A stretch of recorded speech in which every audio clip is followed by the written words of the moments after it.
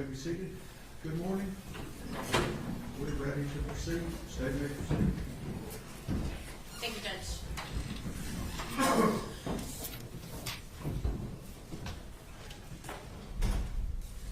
Good morning, Special Agent Ross. Good morning. Going to kind of bring us back to kind of where we finished off yesterday. I believe you finished, you had just got done going over the evidence that was collected and seized at Tanner Horner's residence. Is that correct? Correct, yes, ma'am. Okay. At that point, we were on December 2nd of 2022. Is that right? Yes.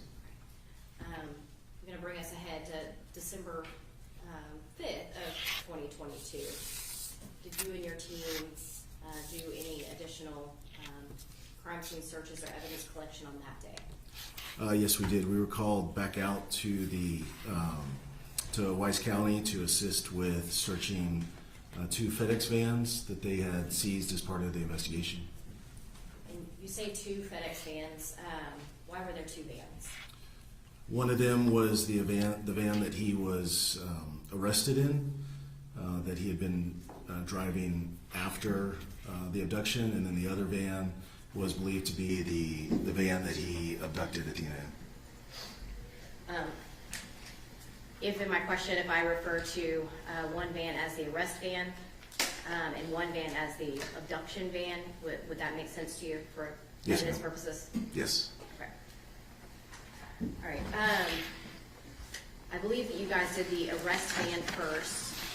Can you tell me what you and your team did with regards to the arrest van? Sure. So from the information that we had, the arrest van was not, we didn't believe that it was part of the actual abduction and murder, so we didn't feel it needed a forensic search from the standpoint of hairs and fibers and DNA. So that van had some other items in it that we were interested in, one being the SD card to see the movements of the van and the cameras on the van. So we removed the SD card. And then we also, there was a package scanner in there that FedEx employees use for scanning packages as they deliver them or receive them. And we collected that as well. And did you have a warrant to search this van? We did, yes. We had a state warrant. Okay.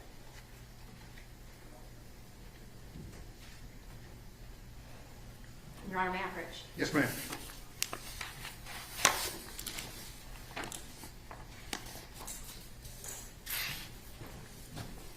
I'm going to show you what's been marked as State's Exhibit 88 through 94. And do you recognize these? I do, yes. These are, as I talked about with the residents, before we do any search, we take entry photos, and it's no different for a vehicle or a van like this. We would take take entrance photos. We would take exterior entrance photos of the whole van around to include the license plate and the VIN. And did you personally take these photos? I did not. And were you there when these photos were taken and present at the scene? Yes. So as entry photos, as I explained yesterday, entry photos are taken in conjunction with an initial walkthrough with the team leader, which I was the team leader for this search. So I would have been standing right next to or behind the photographer. So I know you've previously reviewed these photos, correct? Correct. Do they fairly and accurately depict the search that you guys did and the evidence that was collected? They do. And obviously, these are not the entire amount of photos that you guys took. Correct. This is a limited number. Yes, this is just a select few. Okay. And Your Honor, at this time, the state offers the evidence, State's Exhibit 88 through 94.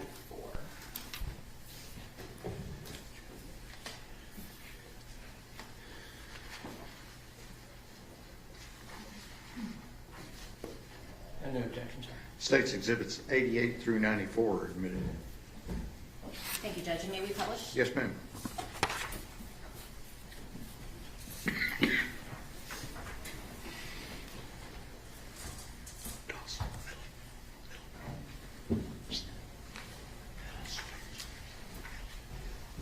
We are showing you what has been admitted as State's Exhibit 88. Can you tell me what we're looking at here? So this would have been one of the, what we call the entry photos for, prior to searching the van.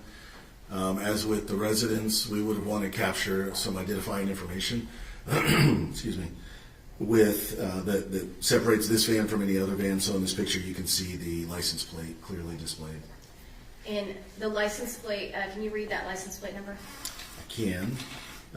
G is in Golf, C is in Charlie, P is in Papa, 0468. And is that license plate, I think we refer it usually to the last four, that 0468, is that associated with the arrest van? Yes, it is. Can you publish State's Exhibit 92?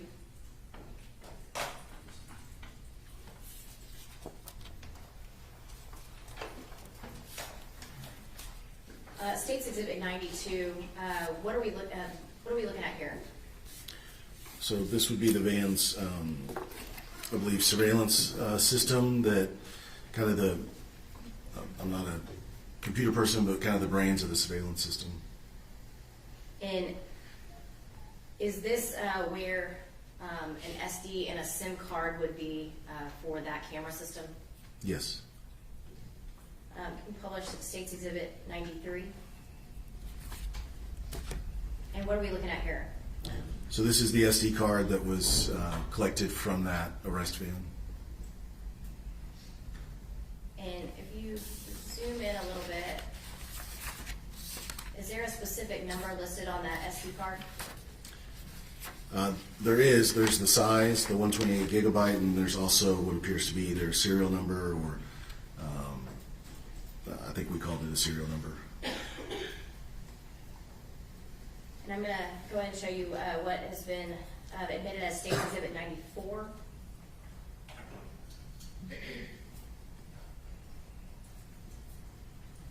And what are we looking at here? So this would be the back side, the opposite side of both of those objects. We always take a front and a back if it's a kind of a two-sided object. And was this the SD card and SIM card that you collected? That you and your team, you're the seizing agent, is that correct? Correct. Yes. And you're on the approach? Yes.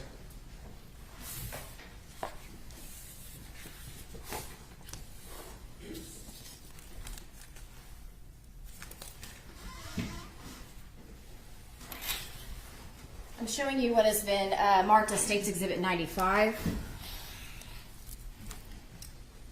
Have you seen this item before?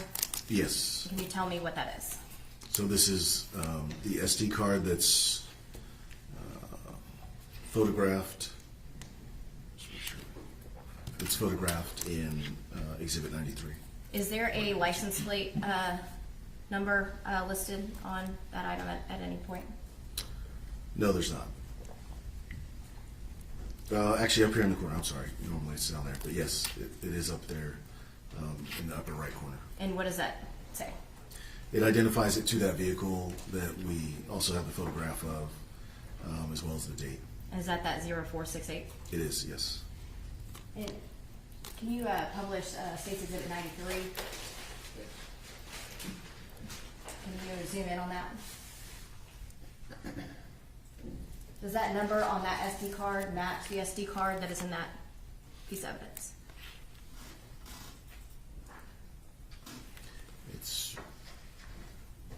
Yes, it does. And other than, actually, that's not any additional marks on there. Was it altered or modified in any way, to your knowledge? No, it looks to be in the same description as the picture from that day. And Your Honor, at this time, the state offers to admit State's Exhibit 95, the SD and SIM card.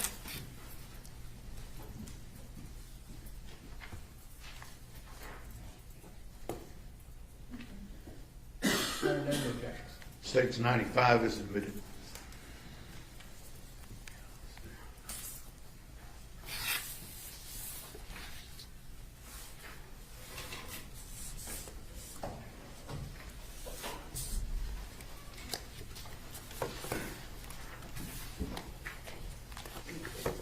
You may have taken a few more pictures and then collected a few more items from that arrest van, but was that the main item that was collected from that 0468 arrest van? Yes, like I said, the other one was the scanner, and that was the package scanner, and that was it. Now, on December 5th, 2022, did you also look at the, again, we're going to call the abduction van? We did, yes. And what did you and your team do on that? So that van was inside a sally port or a car garage area at the Wise County facility, and it was loaded with packages, and it was definitely the van that he was driving on the day of the abduction. So we wanted to process it for forensics, meaning hairs and fibers, blood, DNA, whether that's semen, vaginal fluids, saliva. So in order to do that, we would, as I talked about yesterday, we would go ahead and suit up in our Tyvek with our booties, take our entry photos, and start unloading the van so that we could get to the back of the van and do our forensic search. And as the team lead, were you there when the complete search was done and when these photos were taken? Yes. And Your Honor, may I approach? Yes, ma'am.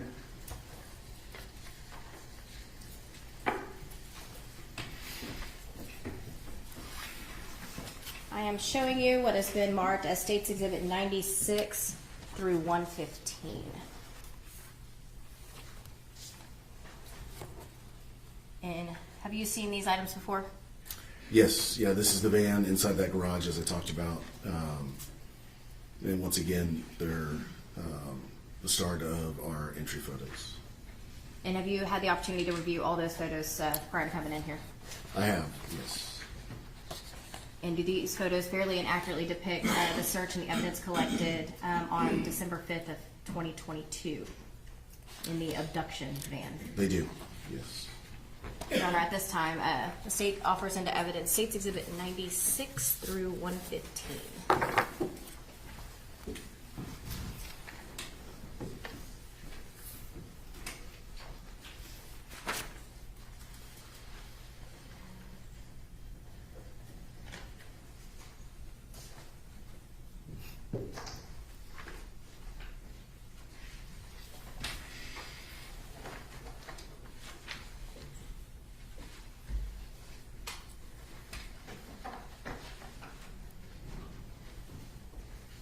Any objection?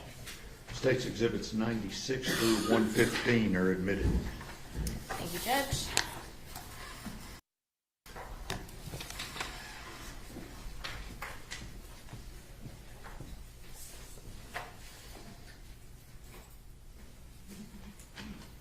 Have you published a States Exhibit?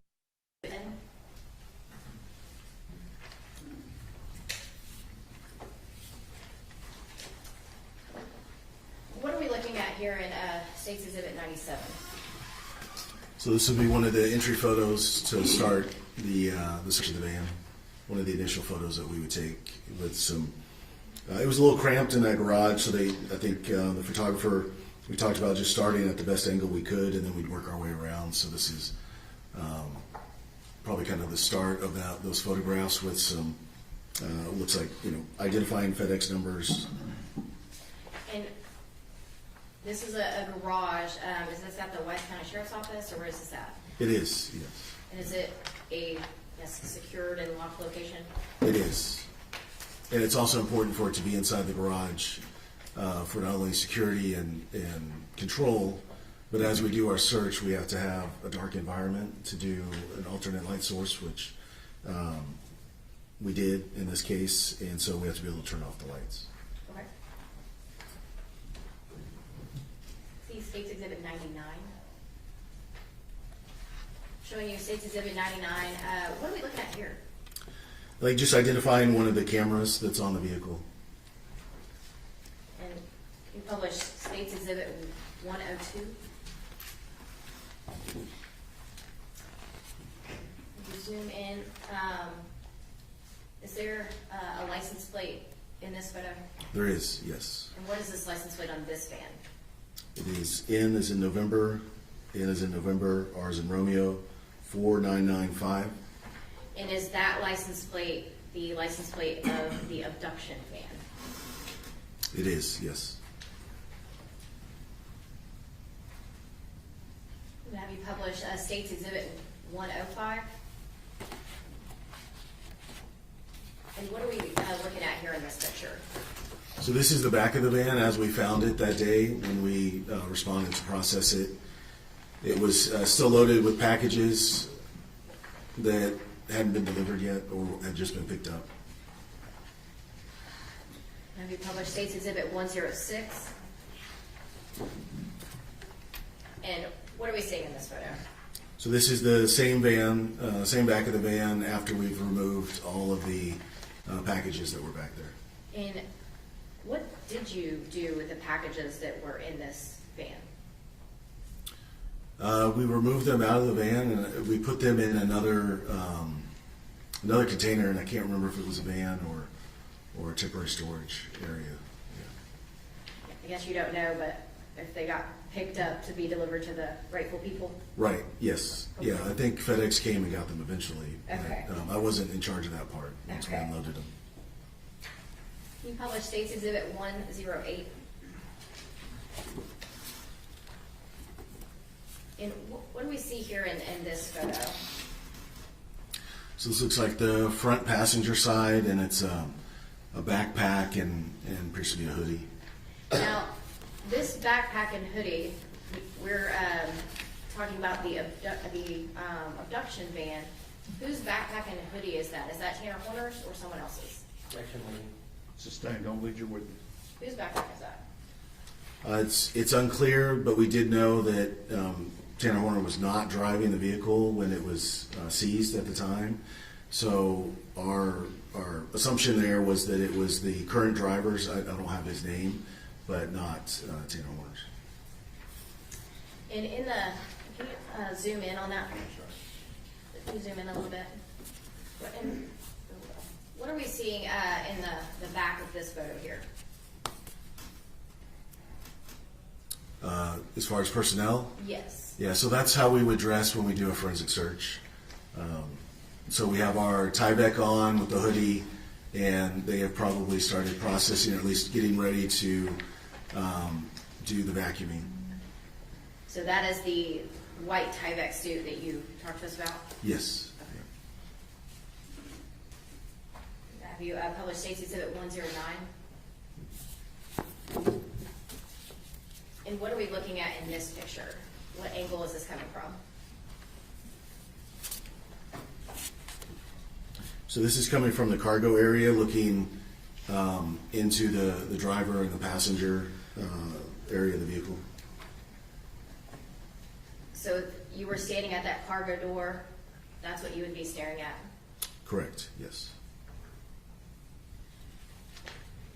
I'll show you what's published 110. And what are we looking at here? So this would be the same, kind of the brains of that surveillance system that's on the FedEx van. Is this the same camera system that was on the arrest van that we've already talked about? It's very similar. I don't know if it's the exact same model, but yeah, it's. I think this one had a little bit different camera setup, but it's the same type of system. Can you publish State's Exhibit 111?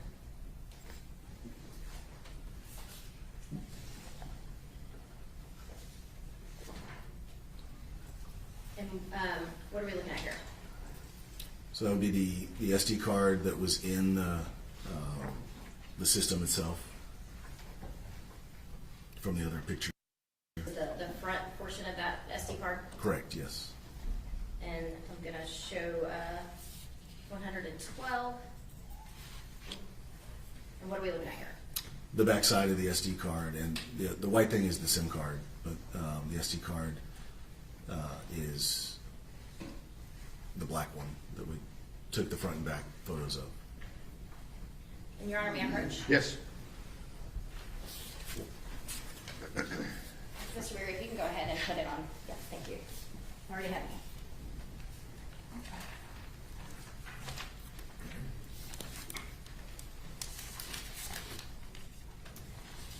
I'm showing you what has been marked as State's Exhibit 116.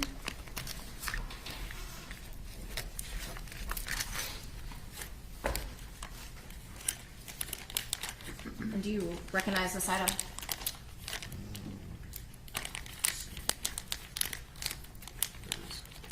The SIM card is, I know it's in here.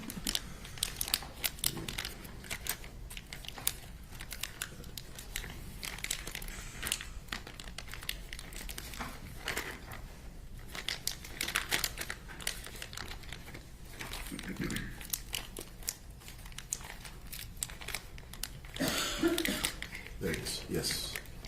No. It is in here, but there are also some thumb drives, but the SD card is in here. And I'm going to have you read the front of the package first. What is the license plate number on this package? It is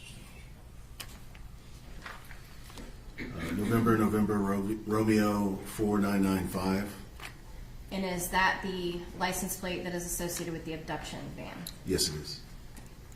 And is that where that SD and SIM card were seized? Correct, on yes. December 5th of 22. Yes, And I believe you're looking at the SD card in there. I am. Can you see that? it's very small, but yes, I can see it.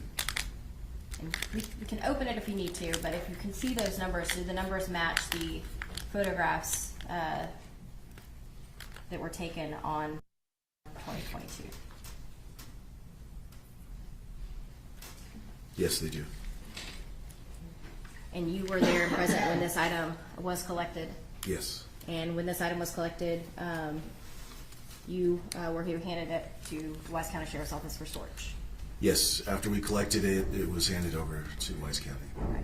And the USB drives were added when Ranger Espinoza went and got the full video put in place? Yes, they could be derivative evidence of the SD card. Your Honor, at this time, the state offers into evidence State's Exhibit 116. No additional objections. Those objections remain overruled and State's Exhibit 116 is admitted. Thank you, Judge.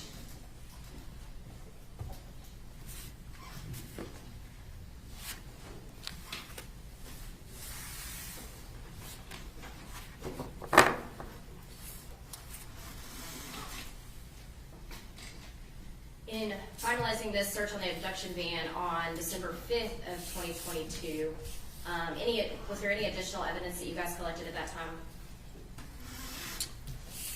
For the abduction van, we did take some forensic vacuuming samples. So when we do that, we have a vacuum that has a clean filter on it, and we vacuum in quadrants. And so we'll vacuum like the driver's side, and then we'll get a new filter, change gloves, go over to the passenger side, take vacuums, and then we'll vacuum the back cargo area as well. And then after doing that, we would do fingerprinting. So we would look for latent prints around the vehicle. If we see any obvious ones, we can take photographs. Otherwise, then we start dusting.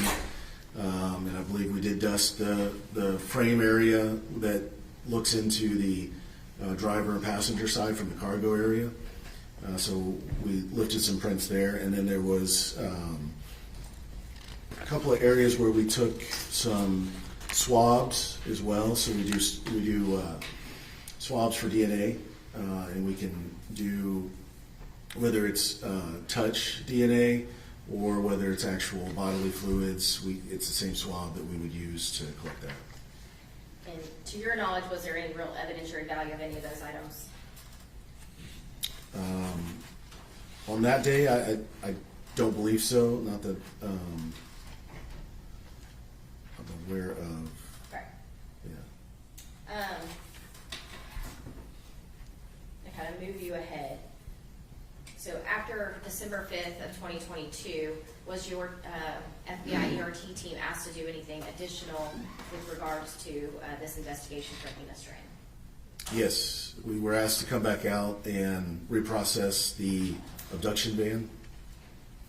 And do you recall when that was? That was on January 6, 2023. And why were you asked to come back out? So when we processed the van the first time, we have forensic flashlights that emit a blue light at a wavelength of 455 nanometers, and so that's a good enough wavelength to process the scene for bodily fluids, or you can see cleaning supplies with that. But sometimes, if things have been cleaned up well, that the strength of the flashlight isn't quite strong enough. So we have another system that we have back at the office that, in discussion with our FBI lab folks, thought that might be a better option for us to process there. So we decided to, in coordination with Wise County and at their request, come back out and reprocess the vehicle with a stronger, basically a stronger flashlight, forensic flashlight. And at that time, were you aware that Tanner Horner attempted to clean up that abduction van? Objection. Hearsay. Overruled. So as part of the discussions for reprocessing the van, Wise County mentioned that when we did it on December 5th, there was still a lot of information from the interviews, and the autopsy hadn't been processed yet. So as those items came in, it allowed us to have more information to reprocess the van. Your Honor, may I approach? Yes, ma'am.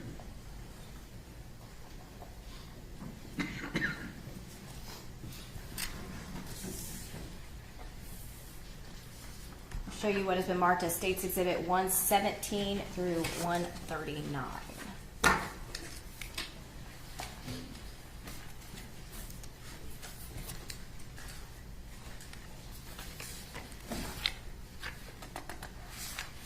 And have you been able to review all of these prior to coming in today? I have. And do you recognize what these are? Yes, And what are this is the entry photos and item photos for that search on January 6th. Along with the photo of the sketch and the items seized. And were you present when these photos and this search were conducted on that day? I was. And do these fairly and accurately depict what you saw during that search and the evidence collected? Yes. Your Honor, at this time, the state offers into evidence State's Exhibit 117 through 139.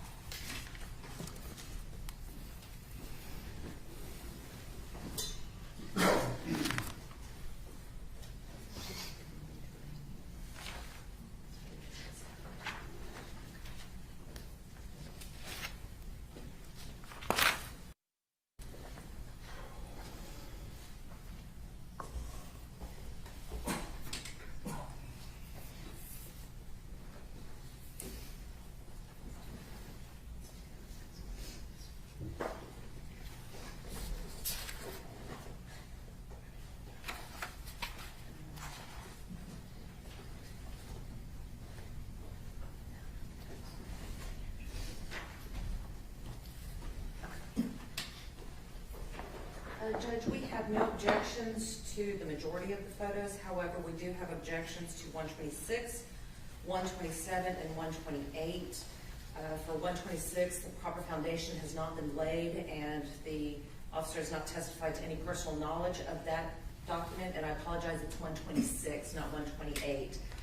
As for 127 and 128, these fall under a police report. And I'm sorry? These are part of a police report, and therefore they're hearsay with no exception. Let me see, 126, 127, 128. Your Honor, they are just the diagram of where the actual 10 swabs were taken, and the swab. Objection. Oh, sorry. That was an objection. I'm going to hold in advance 126 Your objections to 127 and 128 are sustained. And I'm gonna hold 126 Thank you, Judge. at this time.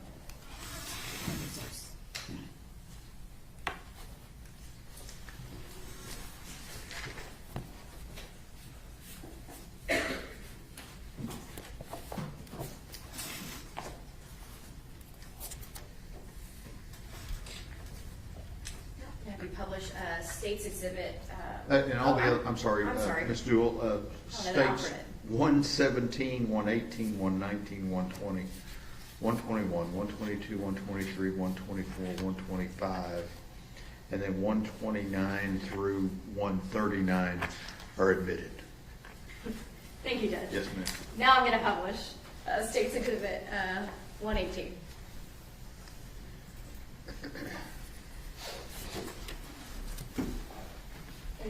And, what are we looking at here in this photo? So this is the, what we're calling the abduction van, again, with the back cargo area still cleared out as it was when we left it from December 5th. I'm going to have Mr. Berry zoom in a little bit on that. Your Honor, may we approach real quick? Yes.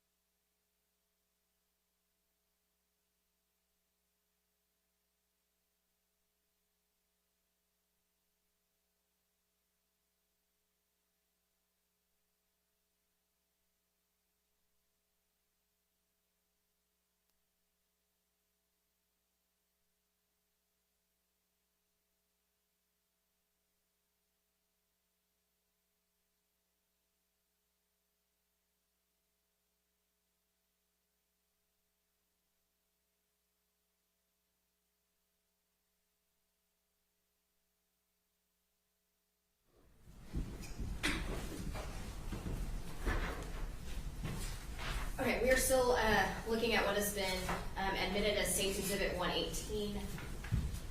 And this license plate, can you read that off? Yes, November, Romeo 4995.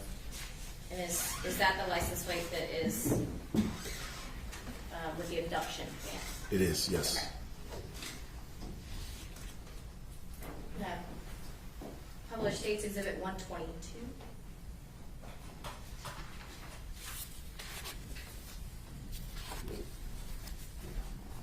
And what are we looking at here?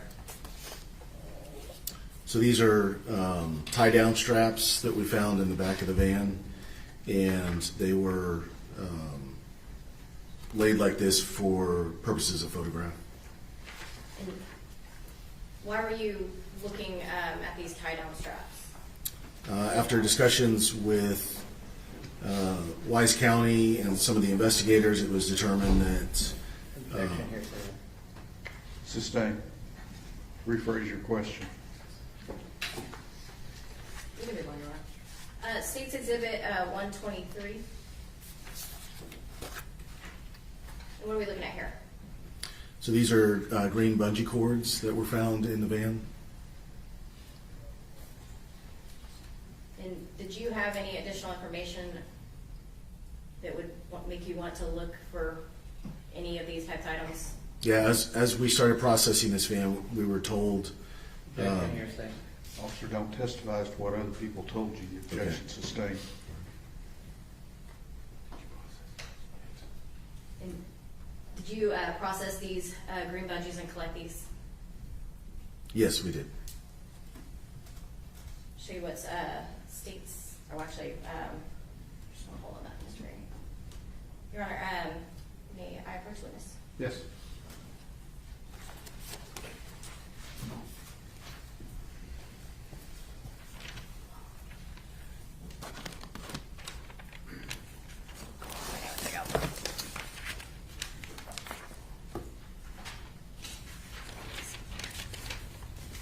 Make our evidence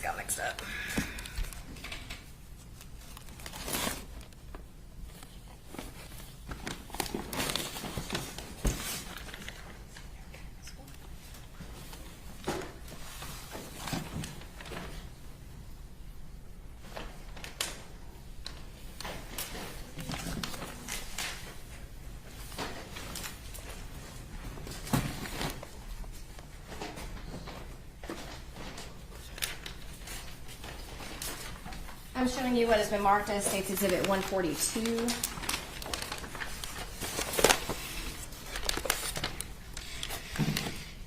And do you recognize this item?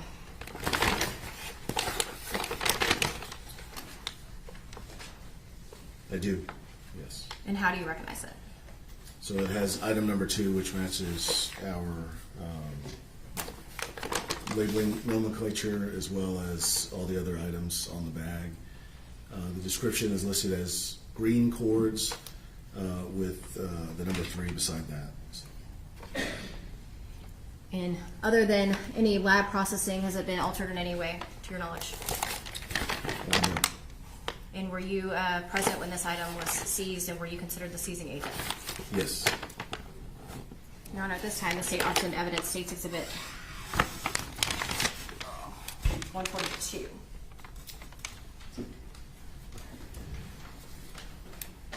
May we approach?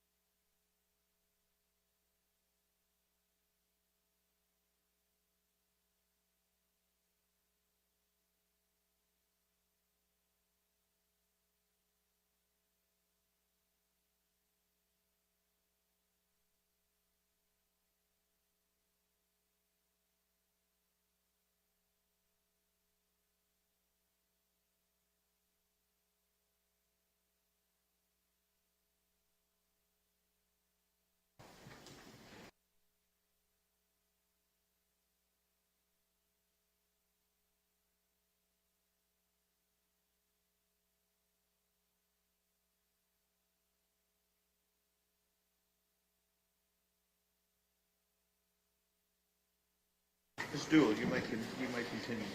Thank you, Judge.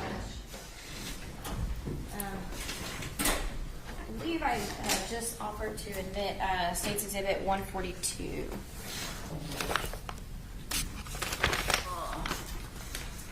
Any objections other than those previously mentioned to me, Mr. Goble? Okay. All right, states 142 is admitted. Thank you, Judge.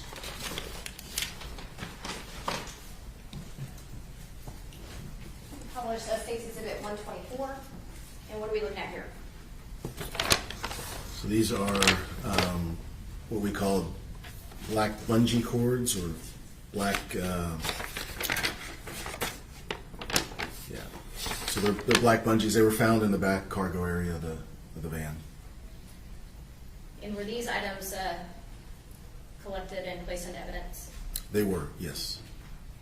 Your Honor, may I approach? Yes.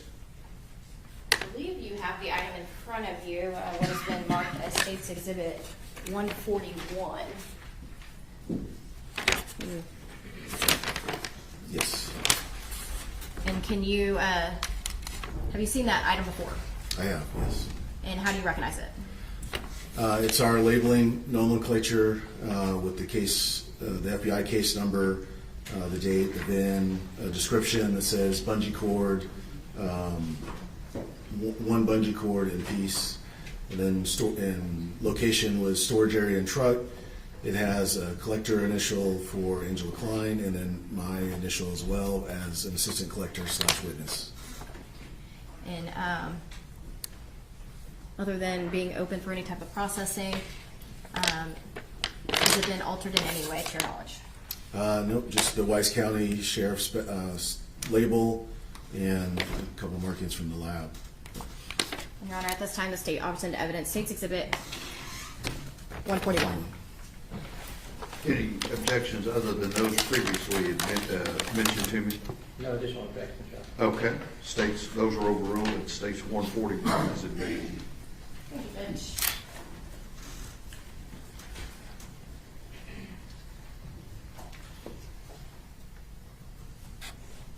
You could publish 129.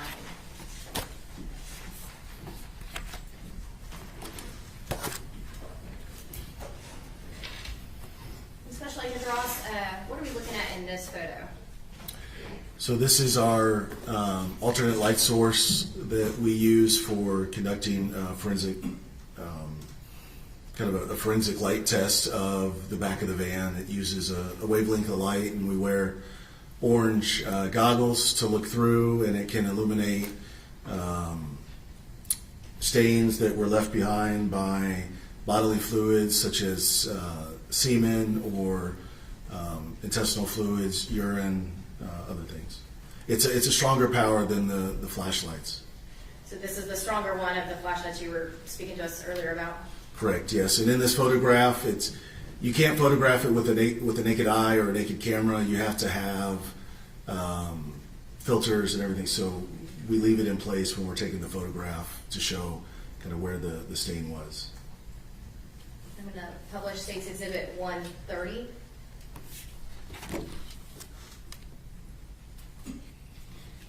And what are we looking at here?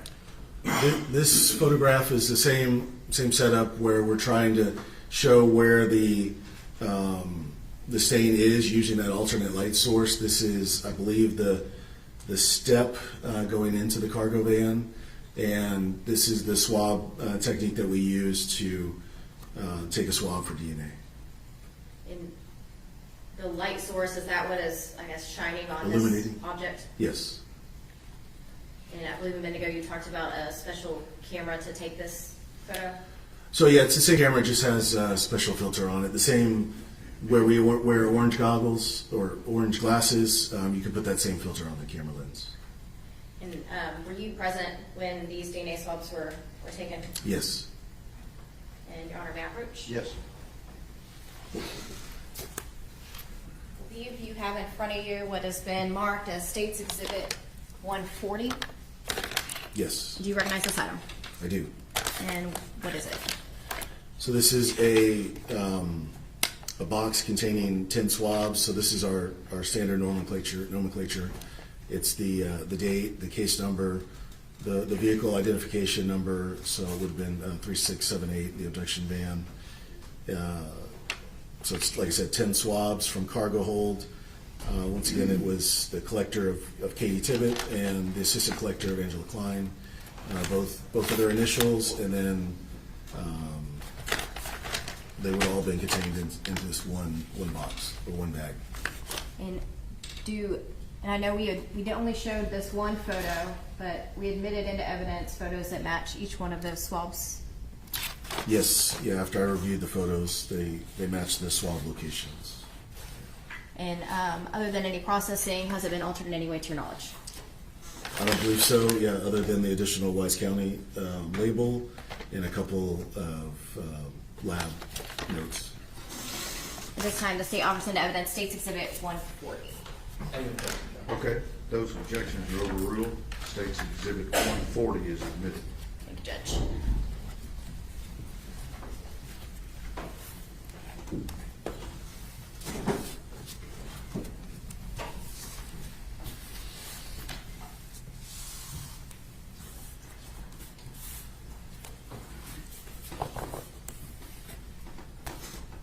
After the search on January 6th, did you with the FBI or ERT team, did you do any additional searches at that time, or did that conclude? After this search of the van and the swabs and the items collected on January 6th, I myself and the blue team, who I'm the TL for, did not do any more searches. Thank you. And last witness, Judge. Cross-examination. Yes, sir. Good morning, Agent Droz. Good morning. A couple of quick questions.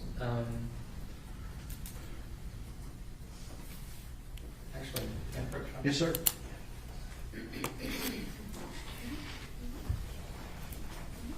I'm going to hand you what's in marked defense exhibits 6 through 10. Steve?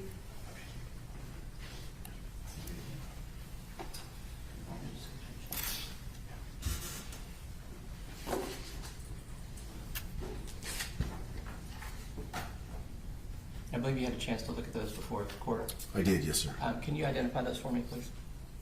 So these were photographs taken on December 2nd when we did the search of Tanner Horner's shed and associated residence.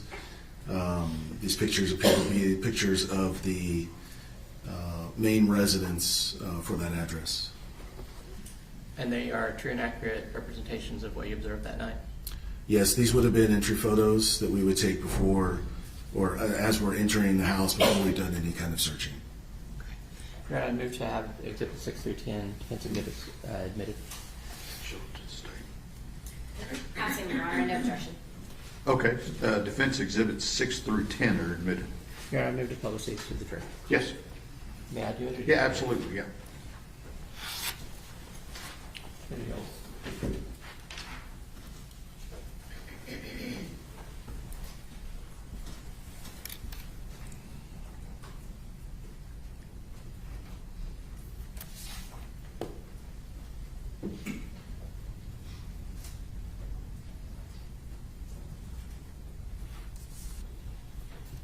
Just to clarify, those are pictures of Jackie Harbison's residence. Yes. Yeah, the main house of the residence.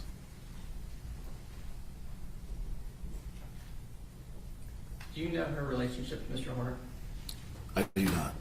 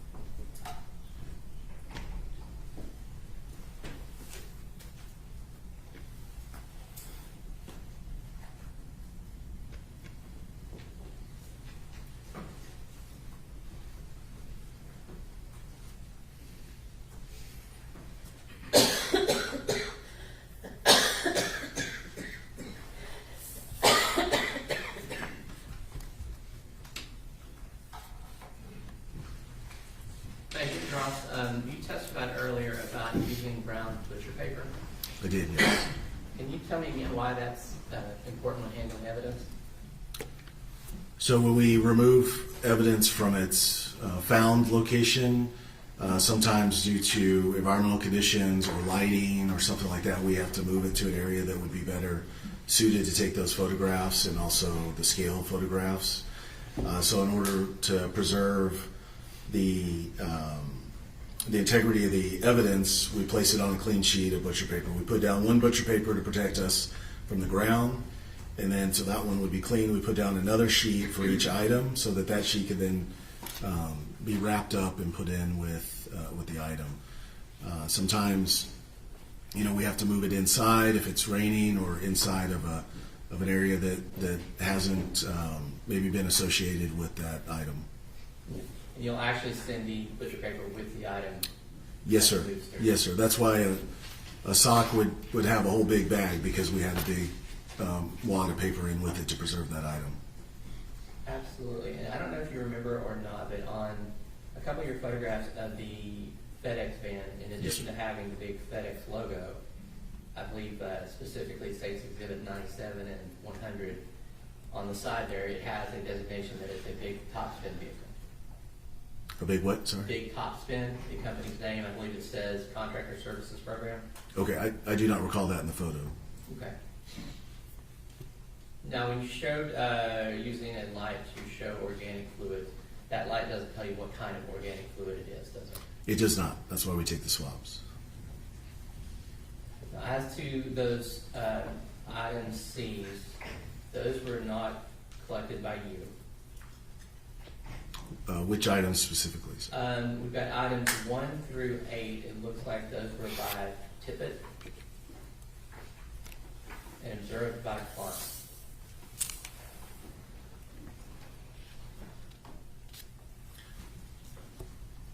Which day were you talking about for the van? This would be the January date. January 6th. Okay.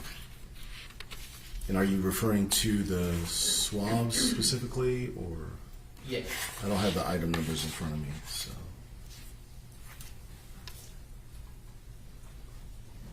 Okay. Yeah.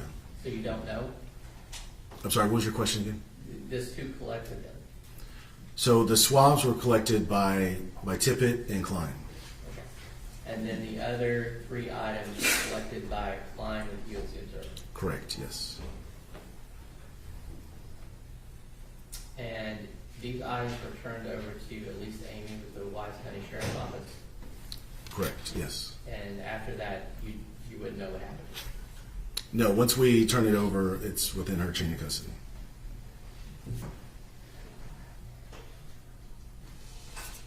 I'll pass it to John. Regret. Nothing further, Your Honor. May witness be excused subject to any potential recall? Yes, Your Honor. Yes, Judge. Thank you, Special Agent. Thank you, Your Honor.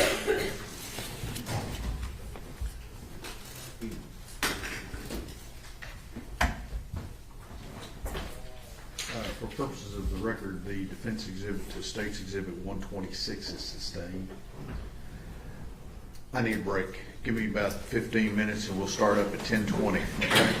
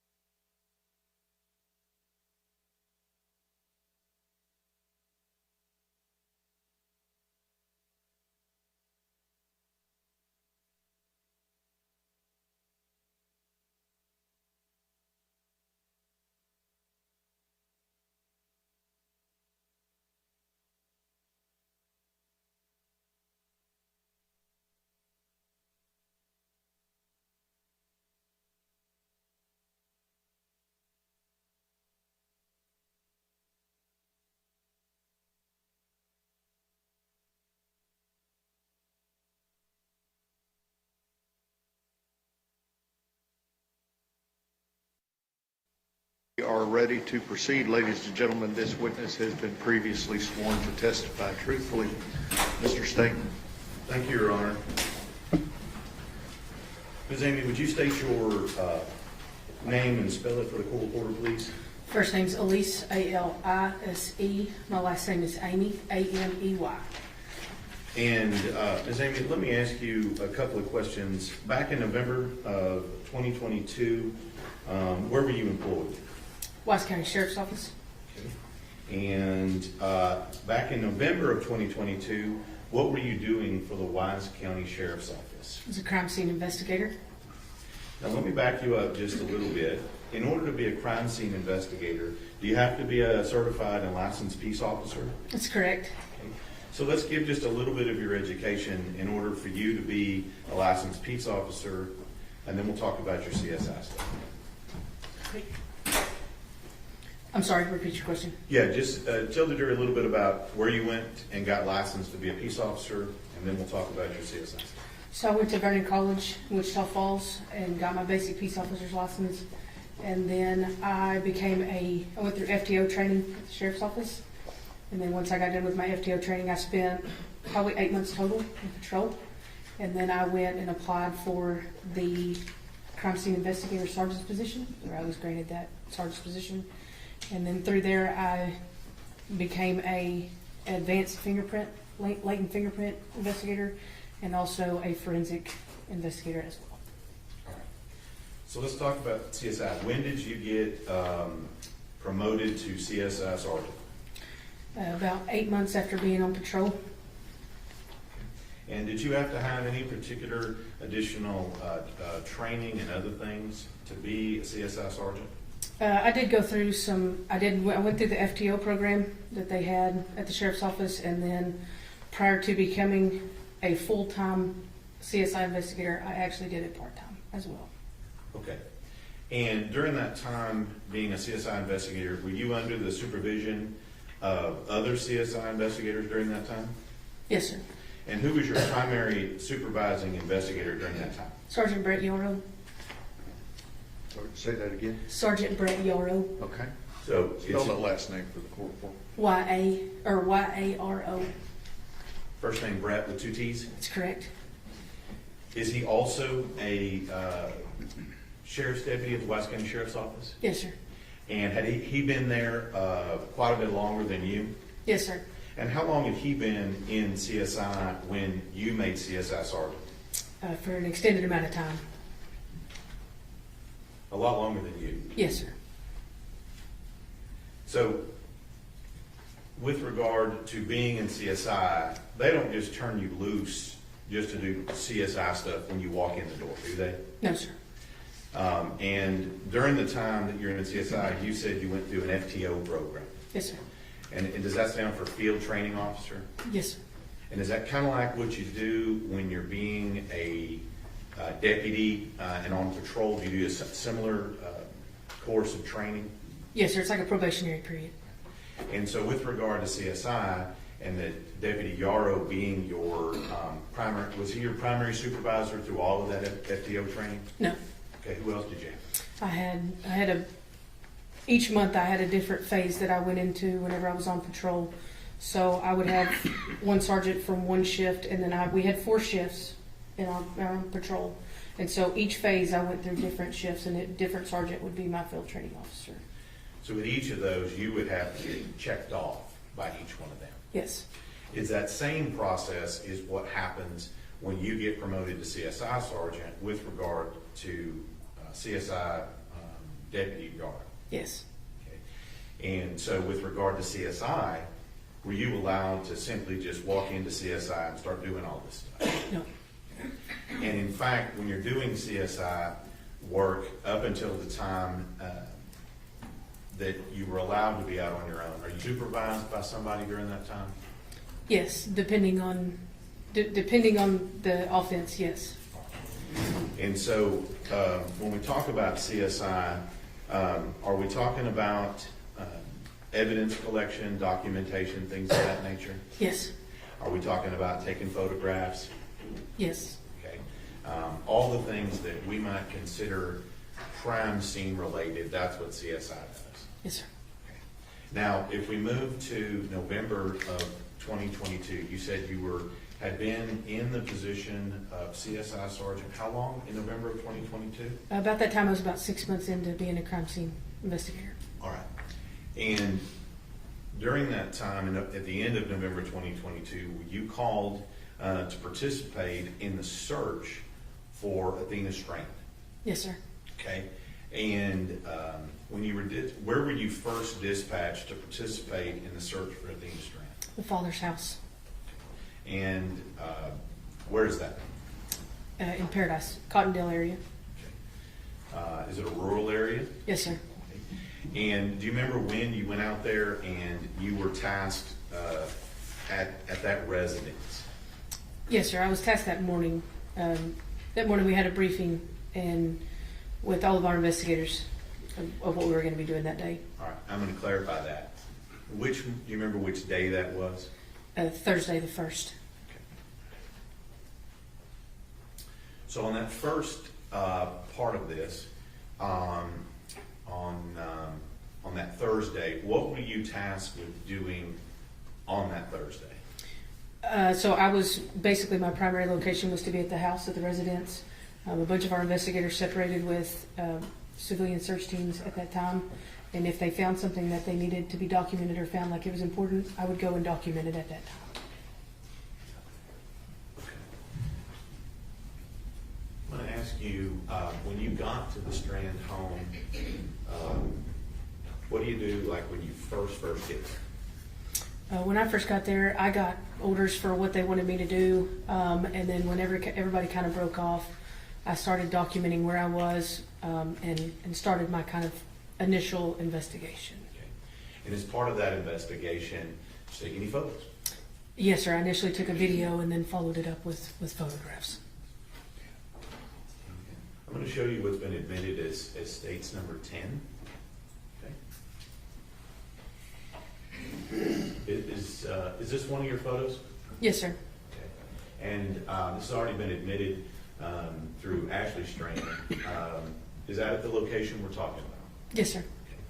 Okay. And you said you took a multitude of photos of that location. Is that correct? Yes, sir. Okay. And in fact, did you take pictures of this abandoned structure that we saw here? Yes. Okay. Did you take pictures of the Strand home? Yes, sir. Okay. Did you take pictures of all the surrounding stuff around it? Yes, sir. Okay. Now, let me ask you a little bit at that time, that's what you were tasked with. Yes. Okay. On December 1st, 2022. Were you tasked to do anything else on December 1st, 2022? We're good, Mr. King. Thank you. Here. Just to, if somebody found anything, just to kind of document it, follow any kind of leads that what we thought could potentially be her and lead us into a direction. So at this point in time, as we've seen in the scene, was there a lot of searching going on at that time? Yes. Okay. Were there a lot of assets deployed, including law enforcement and civilians that were out searching for Athena in that general area? Yes. So were you tasked to do anything as part of that searching during that time? Yes. So, like I said, I took the video of everything, and then the FBI showed up that day, and they took their pictures, and we walked around the initial residence that you see in the front yard, and then we did our investigation into the back and also a shed. And at some point, were there items that may have come up during the search that you needed to take pictures of or document? Yes. And what kind of, just give a short example, what kind of things did you go take pictures of? A set of keys. I think we found boots, socks, things of that nature. So these were things that out in the search area They were very spread out. that people had located, Yes, sir. that thought might relate to this investigation. Yes, sir. And then you went out and took pictures of it. Yes, sir. Now, at some point, was that the total of what you did on December 1st? Yes, sir. Okay. Now, let's move to December 2nd. What are you doing on December 2nd in the first part of that day? We meet at the father's residence again, and that's whenever everybody got together and we had a meeting of law enforcement searches. Okay. And so would I be correct when you said searches that law enforcement's continuing to search, is that right? Yes, no civilians at that time. Now, at some point, did you become aware that Athena Strand's body had been located? In the morning? No, in the afternoon, at any point, actually. Oh, just in the evening time, yes. So, did you also become aware that FedEx vehicle had also been acquired by law enforcement? Yes. And I just want to get this right on the time periods. Did you participate in the actual search of the van that Tanner Horner was arrested in? I assisted the FBI. And when you say assisted, were you actually actively participating in the actual collection of evidence and that kind of thing, or were you doing something else? No, so they had distinguished people who took pictures and collected evidence, and then I received the evidence. Okay. And so let me get this right in time. You said that they found her body in the evening. When was the search of the arrest van performed? Was it before or after they found her body? Before. So let's talk about the search of the arrest van. Okay. Now, when I say arrest van, you know what I mean by that, right? Yes, sir. This is the van that Tanner Horner was arrested in on December 2nd. Yes, sir. Okay? I'll refer to the other vehicle as the abduction vehicle. Okay? Okay. So on December 2nd, where is the location of the arrest van? It is brought to the Wise County Sheriff's Office. Where you work? Yes, sir. And were you tasked, like you said before, to assist the FBI? Yes. Okay. And so let me just get a picture of this in my head. Does the FBI, do they bring all their own stuff, or do you have to provide things? They bring their own stuff. And is this what we commonly see with the FBI and their moon suits and things like that? Yes. Okay. And so with regard to the FBI, are you watching them, what they're doing in searching this vehicle? Yes. Okay. And so are you actually out there on scene when they're searching it? Yes. And during that time, and we'll talk to the FBI about that. So it sounds like you're just kind of standing there waiting. Is that right? Correct. And at some point, what is your actual participation with regard to the search of the arrest van? After they got done searching the arrest van, they took their pictures, they collected the evidence, and then they turned the evidence over to me. All right. And when you say turn it over to you, is that like a physical turnover? They hand it to you? Yes. And then once they hand it to you, you can see we have some evidence out here. They hand you the evidence, and you've got it. What do you do with it at that point? I walk into our CSI lab and put it in our lockers. Okay. So from that point, your job, and I'm not trying to minimize your job as a CSI here, was to just physically carry the evidence from point A to point B. Correct. And did you open any of the evidence? No. Did you handle any of the evidence, take it out of any of the bags or anything else? No. So as the FBI left it with you, you placed it in your locker? Yes, sir. And did you have any other contact with regard to the search of the arrest van evidence from 12/2 of 22? Did you have any other contact with the evidence? No. Now, also, you mentioned that you were there at the recovery of Athena Strand's body. Is that correct? Yes. Now, it seems to me that somebody who had, I would say, fairly limited 6 months CSI experience. Objection, Your Honor, counsel is testifying. Sustained. Rephrase your question. How long had you been in CSI when you attended the body recovery of Athena Strand? 6 months. Okay. And at that time, where was your field training officer, or your let me just ask you, where was CSI Sergeant Yaro? He was out. He was out. Okay. Did he have COVID? Yes. Objection, leading. Overruled. She's answered it. And at this point, you get tasked to do body recovery. Okay. So let me just ask you, is it just you, CSI Amy, out there recovering this body, or are there other people? No, so there was other people. Okay. And who were those other people? 3 other FBI agents. Okay. And was it just those 3 FBI agents, or were there other people on scene as well? There was law enforcement up on the bridge and in the road, everybody who had been there with the search, and then there was 2 investigators, 2 FBI special agents taking pictures, and then there was the 3 FBI agents, and including myself for the body. And when you say, and I'm not going to go in depth into the body recovery, this is where is this where we physically remove her body from the water? Yes, sir. And is there a process by which we take to remove her body from the water? Yes, sir. Okay. And I don't need every detail, but just give us the short version of what it takes to recover a body from the water. So how we walked the scene. We got a good idea of where we needed to go, and because of the grass being grass and dirt and a mixture of certain things, the FBI did what they are trained to do, and I did. So I worked the top. So I worked the ledge where we placed her. We laid out a bag, and then we laid out a sheet. So once they removed her from the water and I laid her on the sheet, then that is where we documented any kind of physical evidence. So with regard to removing her body from the water, who performed that physical task? The 2 FBI agents in the water. And then you said once they get her out of the water, you prepared an area? Is that what I'm hearing? Yes, sir. So I prepared an area because it was dirt and gravel and rocks. So I prepared an area to where as soon as she came out, any kind of evidence would be preserved on the sheet. And at that time, are there people taking all of this happening? Yes, sir. Now, are you taking any pictures of all of this happening? No.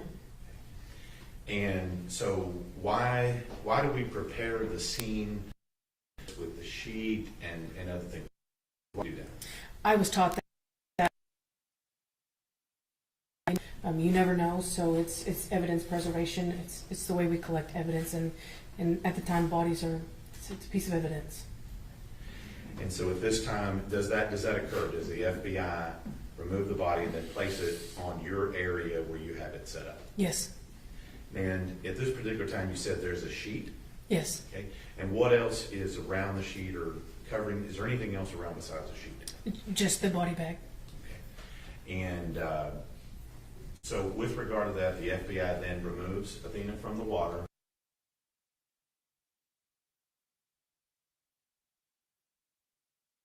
The role at that point with regard to Athena's body.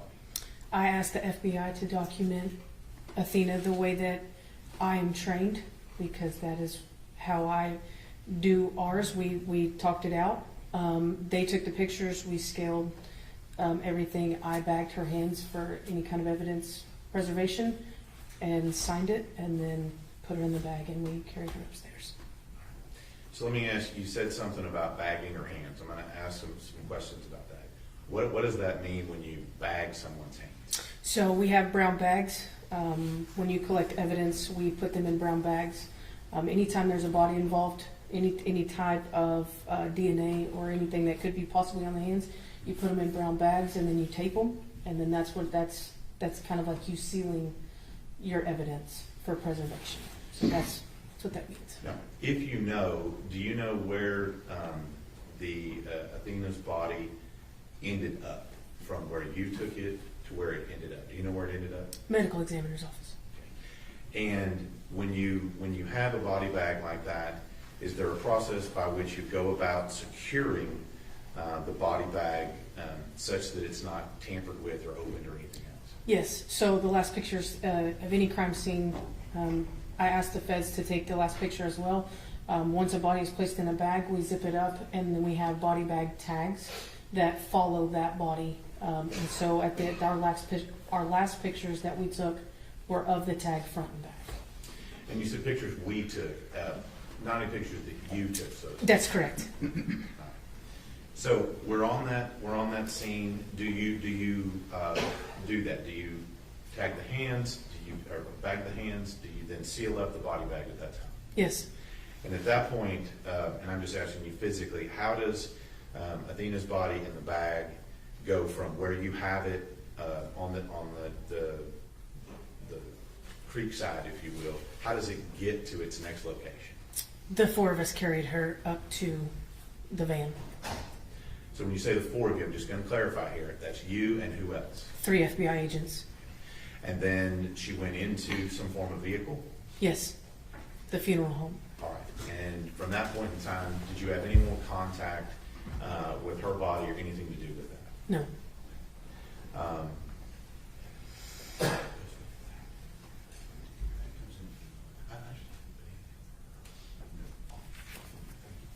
So at that point, are you done with your role in the processing of Athena's body? Yes. And did you do all of the tagging and things with regard to her hands and the bag like you just talked about? Yes. So at that point, we now have had a search of an arrest van on earlier in the day. We've now recovered Athena's body. What is the next step you took in your role as CSI in this case? So following that, I was contacted by an investigator to process Mr. Horner. Okay. And so with regard to processing of Mr. Horner, is that processing of his physical self? Yes, And where was that conducted? at the Wise County Jail. All right. And was that just you in the Wise County Jail? Was there anybody else there? Sergeant Oliver was there. You say Sergeant Oliver. Who's Sergeant Oliver? He was a CID investigator. And was he also participating in this case with Ranger Espinosa? Yes, And so who all else is there to process Tanner Horner? just the two of us. Okay. And when you say process Tanner Horner, what types of things generally did you do to process his person? So I would take pictures, all 4 sides, and then document any injuries he may have on his body. And did you do that in this case? Yes, And was Sergeant Oliver there the entire time as well? yes, Was that the extent of your role in the processing of Tanner Horner? yes. And when was that done? Tell me that again. That was done just after we recovered Athena. Okay, so in the evening of the second. Yes. All right, so now we've gotten to the evening of the second. Do you do anything else on the second? No. All right. When is your next time to participate in any capacity in your employment as a CSI in this case? May I look at my reports real quick? Sure.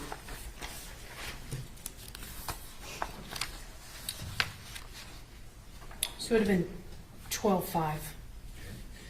So body recovery on 12/2, and then 12/5 is the next time you participate in this case in any capacity.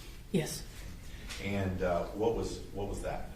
That is the day that we processed both FedEx trucks. Okay. Now you've already testified that the FBI has already looked at the arrest vehicle. Is that right? Yes. To your knowledge, had anybody looked at the abduction vehicle at that time? No. So you said that on 12/5, do we have both vehicles we're looking at that day? May I look at my report right quick? Sure.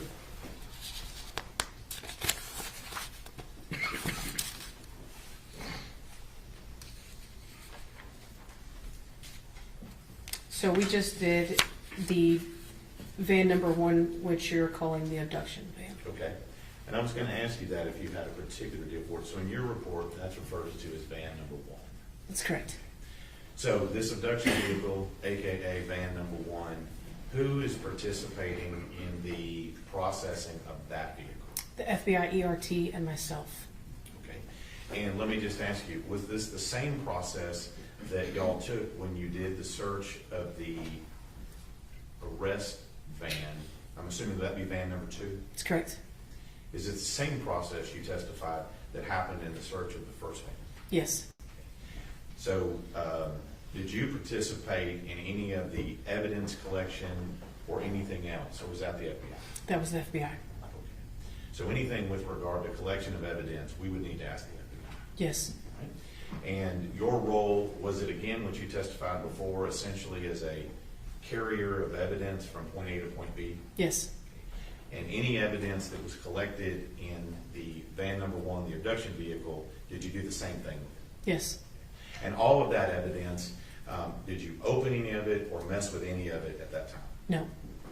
No. So at that point in time, so what do you do next? That's 12/5. What happens next? So on 12/15, I was contacted by our property manager, Paige Dobines, to meet her in her property room. Sorry, Judge, that was me.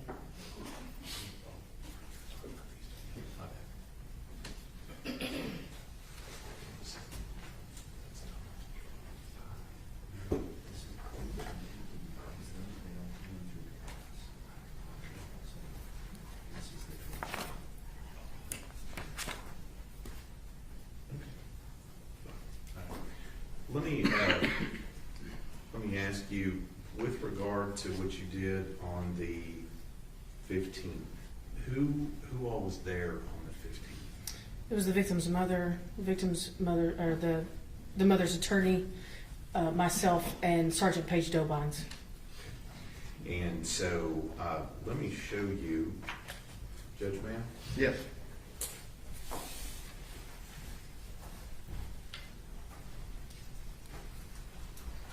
Let me show you what I've marked. States 154. Reading this.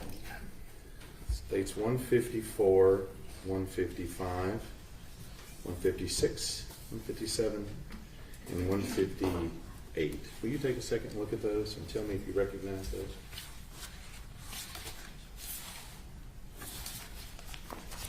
Yes, Okay.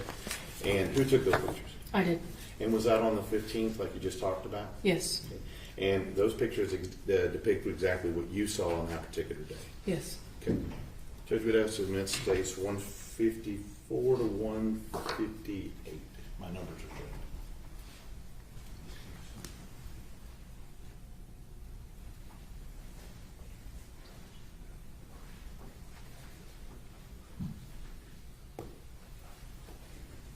No objection. State's exhibits 154 through 158 are admitted. And let me ask you, this particular time when they arrive, just give us a general description of what they brought you and what was in the box. So when I arrived into our conference room at the sheriff's office, I was met with them, and there was a Walmart package on the table. Okay, cool. And can we? Yeah, let's just one. Oh, actually, no. Pause right here. This particular box that we see in this exhibit that we already have up here, states number 10. Is that the same box that you have in those pictures in front of you? Yes, And so that box, I guess, went from that scene to you at this point on the 15th. yes, Did the box appear to be in the same or similar condition as when you saw it here? yes. And let me ask you.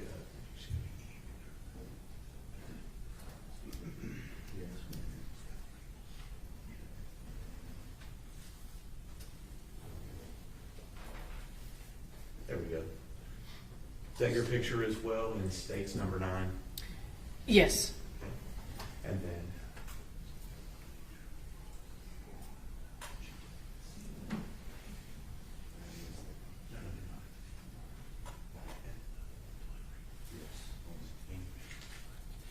So when that gets there, is your only role with that box just to take some pictures of it? And to collect it as evidence. And when you say collected as evidence, what does that mean? So I document the box, I document what's in the package, and then I package the box up into a Wise County Sheriff's Office bags and seal it. And so is this your picture as well in states 155? Yes, And is this what's in the box? yes. And Judge, may I approach? Yes.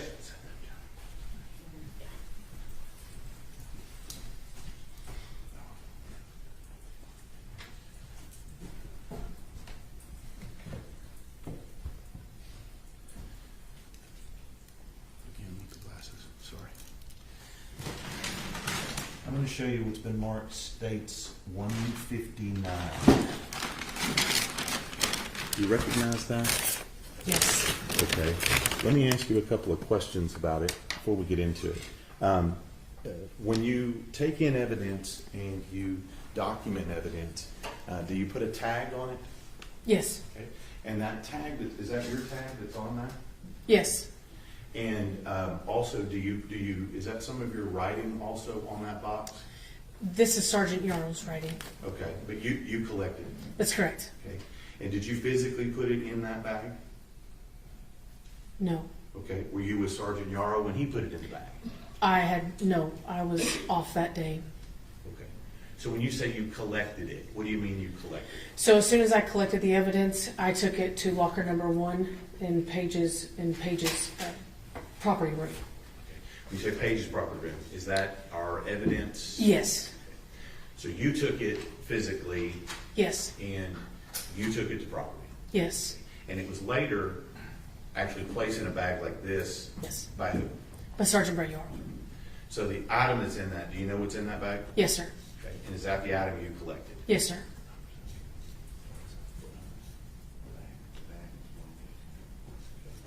Judgment offer states 159. Your Honor, I object as, may we approach? No, I'll. Okay. Your Honor, she didn't collect it. We don't have a chain of custody on this. She admitted that she didn't put it in the bag. So how does she know what is in the bag is what was taken to the locker? Right. Your objection at this point is sustained. Yeah, that's one. All right. So the next, that's on the 15th, correct? Yes. And with regard, what did you do next with regard to this case involving Athena Strand? And Your Honor, you would also object to having State's Exhibit 158 displayed without the witness testifying to it? 158 has been admitted into evidence. Exactly, Your Honor, but we would object to them leaving it up on the screen while the witness is not testifying to it. Oh, that's overruled. Go ahead. What did you do next? We said you collected the box that you just talked about with the Barbies in it. What did you do next?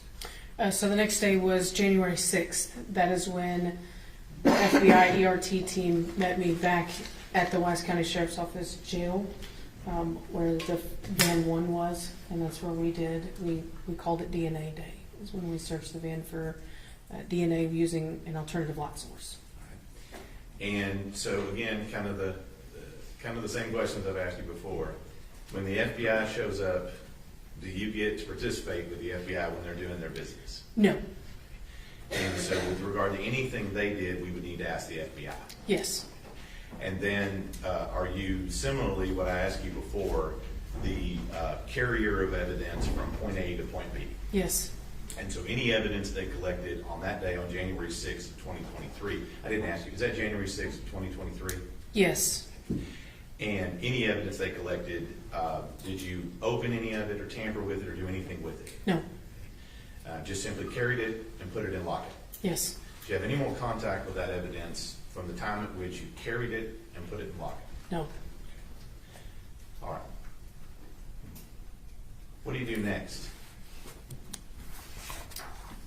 The next day is 110. We were advised to take the floor out of van number 1. There were some markings on the victim's face, so that were consistent with the patterns on the floor of the FedEx van. Well, now you didn't conduct any investigation into any marks on the victim or anything like No. that, did you? No. You were instructed to go and simply take the floor panels out. Yes. And was that just you? Yes, sir. Who else was with you? Sergeant Brett Yaro. And so, what did y'all have to do to remove the floor panels from the feet? May I go to my report? Yeah. Well, let me just ask you. I'm going to speed this up a little bit here. When you remove them, does that include unscrewing them from the floor? Yes. And does that remove, actually physically? Objection, Your Honor, leading. Sustained. Don't lead your witness. What do you have to do to remove these panels from the vehicle? We have to unbolt them from the chassis of the truck and then remove them one by one. And when that's done, what do you do with them? We bagged them in brown paper since they were so big and they were in 5 or 6 different pieces. We'd have to bag them separately, and then we tagged them with our initials. And is that you and CSI Sergeant Yaro? Yes. Get all that done, do you then tag those and place them in evidence? Yes. Objection, Your Honor, still leading. Don't lead your witness. Once they're all collected and put in the brown paper, what do you do with them? I take them to locker number 1. And any other contact with those others? No. Now, did you then go back out and take a look at the arrest vehicle in January of 23, at the end of January? Yes, that's correct. What did you do on late January of 2023? We were looking for a piece of paper or a sticker, decal of some sort that was placed over the video camera. Okay. And who were you with? Sergeant Brett Yaro. And were you able to locate any evidence? Yes, we located a number of FedEx tags. We found out that they were actually FedEx Objection, tags. Your Honor. I'm That's sorry. based on hearsay. Overruled. Go ahead. We found out that they were FedEx tags, and we collected an abundance of amount of FedEx tags from the FedEx van. When you say FedEx tags, what are we talking about? Can you describe what a FedEx tag is for the jury? So it's a small tag that has general information. May I refer to the pictures on the box? Just give us a general description, then we'll talk. They have names, sometimes tracking numbers, or a barcode, or some sort of identifying marker on it. And these particular tags, are they as big as a sheet of notebook paper? No. Are they small? Yes. And these were things you were looking for in the vehicle? Yes. How many do you think you collected? There were quite a few. What did you do with them when you collected them? We bagged them, we taped the bag, and we put them into our evidence locker. With regard to those stickers, do you have any other contact with those once that's done? No. All right. What next? What happens next in your role as a CSI in this case?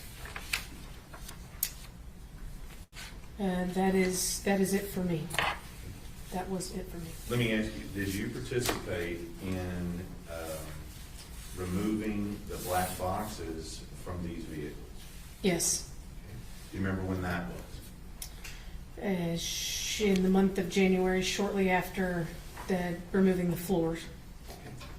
And was it you who removed the black box or someone else? No, someone else. Who was that person, if you remember? He was a trooper, Patrick. That's his first name. So how does this come about that these black boxes are removed by the trooper? How does that happen? We were just advised to meet him out there, that he had to pull some information off of the vans, and that there's a black box located in each FedEx van that could have vital information on it. Did you actually do anything that day or just be present? No, I was just present. Now, we've gone through several things so far. Did you do anything else with regard to this case after you observed the trooper pull in the black boxes? No.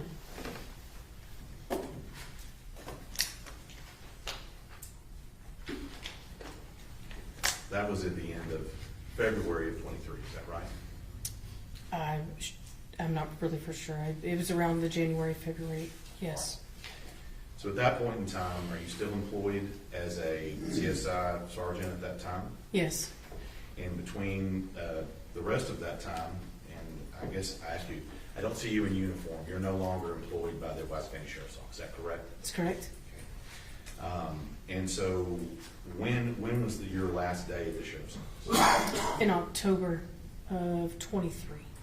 Okay. So how many months is that after you were done participating in this case? 7, 8.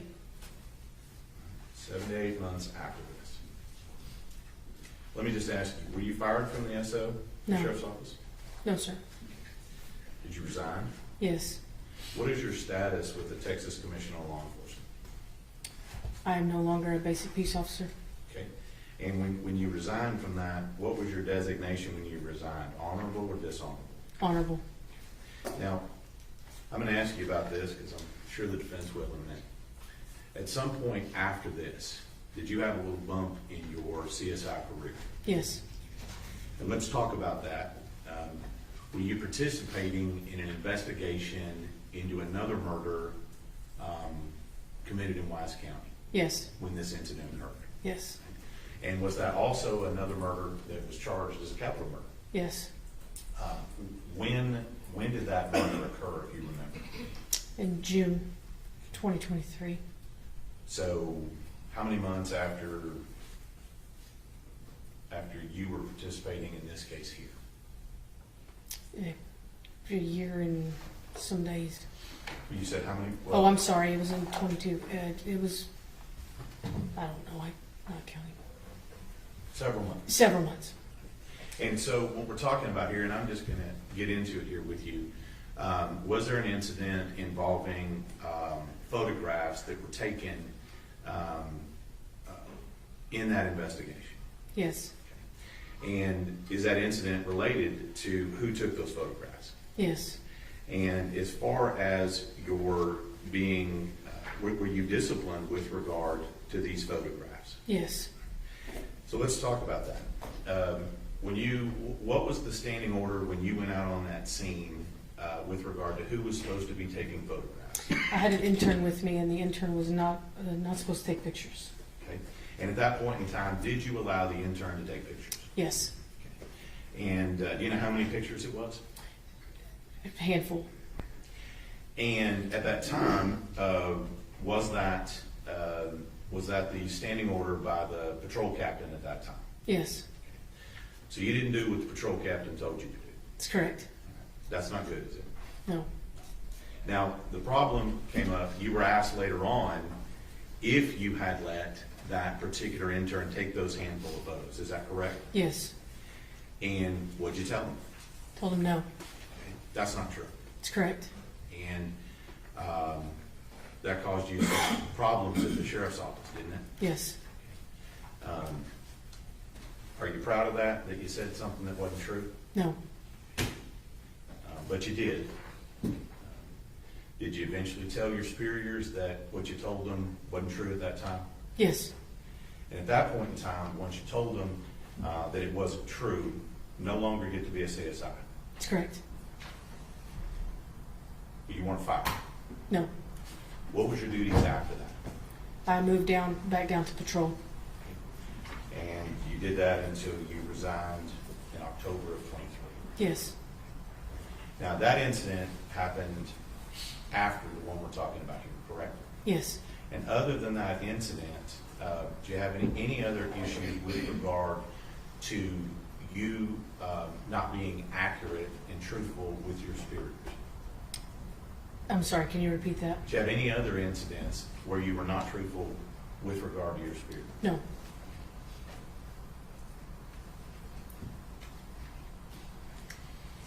That's witness. Cross-examination. Your Honor, may we approach? Yes.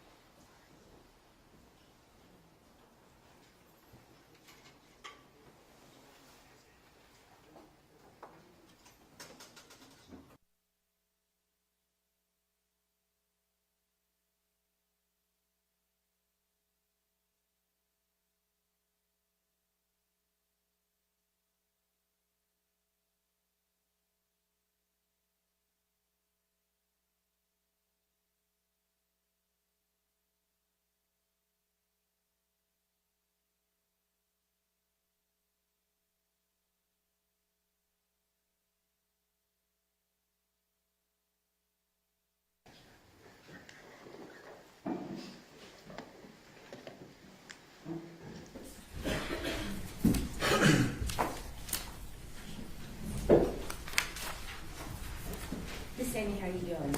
Good.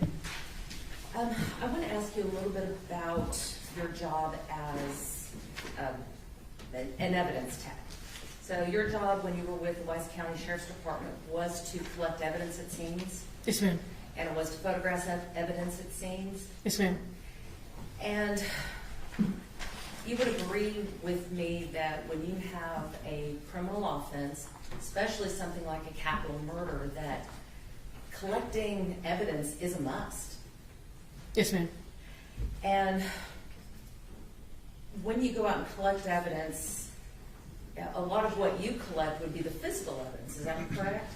Yes, ma'am. And it's important to collect all the physical evidence. You agree with me on Yes, that ma'am. one? Because physical evidence are objects that might establish that a crime had been committed, Yes, ma'am. could provide a link between the crime and the victim. Yes, ma'am. And it can also provide a link between the evidence and the suspect, right? Yes, ma'am. But would you agree with me that it could also exclude suspects? Sure. So when we're collecting evidence in a case, the priority is to do it properly. Yes, ma'am. And special care needs to be taken when collecting all evidence. Yes, ma'am. And again, with the capital murder case, we have to be, take it up that extra notch. Wouldn't you agree? Yes, ma'am. Because someone's life is on the line in that case. So we want to make sure that everything is done correctly. Yes, ma'am. So when you collect evidence, at the time that you collect the evidence, you don't know whether there's going to be a guilty or a not guilty plea, do you? No, ma'am. Because at the time you collect the evidence, 9 times out of 10, the case hadn't even been filed yet. That's correct. So would you agree with the proposition that you should treat every case when you go out into the field to collect evidence as if that case were going to go to trial? Yes. And so when you go out to collect evidence, it's important to do it properly because you don't want any contamination. That's correct. And explain to the jury what contamination is. So anytime if I am collecting something from a crime scene, I need to have proper gloves on, you have to dress properly. If I need to wear booties in this crime scene, they go over your shoes, then I have to wear that. Anything that I can bring outside in or inside out. Why is that important? Cross-contamination can ruin evidence. And cross-contamination can happen in a variety of ways. Would you agree with that? Yes. That if you're not wearing proper gloves, that if you were to pick up something and hand it to someone else, your DNA could be on that item. Yes. And so when it gets placed into evidence, not only has that piece of evidence been contaminated, you could have destroyed any other evidence that may have been on there. Yes, ma'am. All right, so when I picked up my glass and talked about leaving my DNA on that glass, is that what we're talking about when we're talking about contact DNA or trace evidence or something like that? Yes. And every time someone handles a piece of evidence, it's possible that new physical evidence could be deposited onto it, right? It's possible. And that's why we wear gloves. Yes, ma'am. And that's why we wear the booties. Yes, ma'am. And why we wear the protective gear. And why when collecting evidence or viewing evidence or doing anything like that, it's important to have a clean area to place that evidence on. Yes, ma'am. And when you have that clean area to place evidence on, not only do you want the table clean, but you want to put butcher paper down or some sort of protective barrier there, right? It's possible. Yes, ma'am. And so sometimes that when evidence is being handled, a tech may inadvertently contaminate a piece of evidence. Do you agree with that? It's possible, yes, ma'am. Yeah, and not doing it on purpose. Accidents happen. But that's why why it's so important to have that protective gear. Because if you don't have the gloves on, you might have the contamination by touch DNA. Would you agree with that? Yes, ma'am. If you don't have a mask on, you could sneeze, you could drip sweat, you could have any sort of respiratory fluids that come out, may contribute to additional DNA on an item. Yes, ma'am. And the tools that you use, each of those tools, proper procedure would tell you that you don't use the same tool twice. Correct. Or you don't use the same tool twice without disinfecting it and cleaning it properly between each use. Yes, ma'am.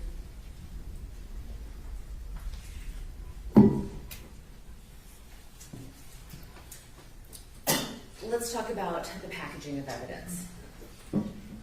Evidence has to be packaged in such a way, after it's collected, that basically just to prevent any contamination or destruction of the evidence, correct?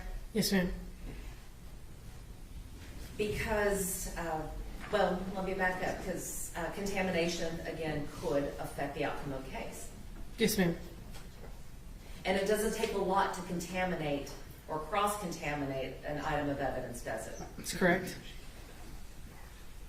Would you agree with me that when you put when you put evidence into a package, you also have to make sure that that evidence bag is not contaminated? That's correct. And a way to do that is to make sure that, again, everybody wears gloves, personal protective gear. Correct? Yes, ma'am. Okay.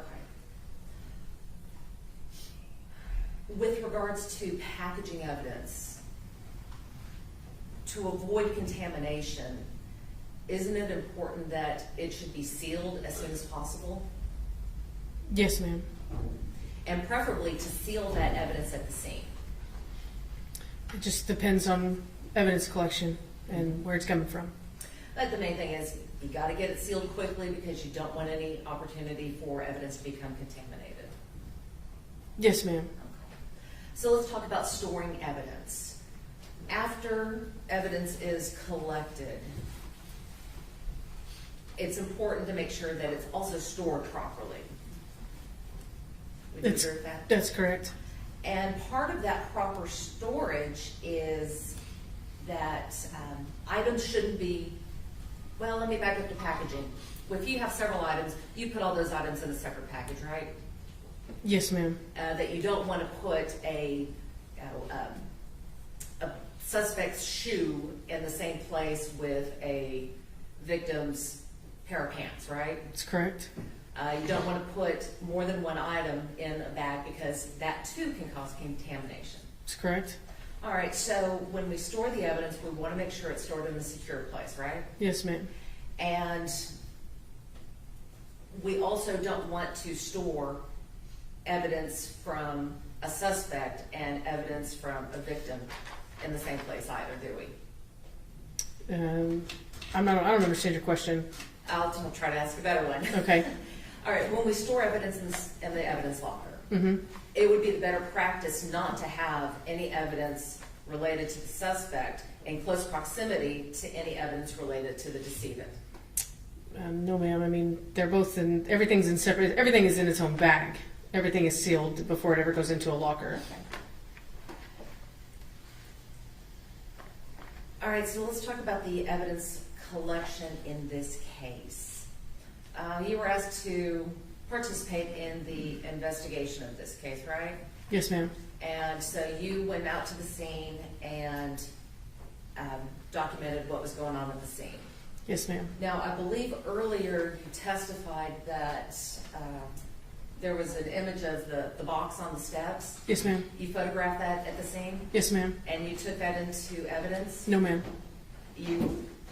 I thought you testified earlier that you took that and handed it off to Paige Dovines. That was on the 15th of December. That was not on the day that picture was taken. Okay, so who actually collected that evidence? I'm not sure.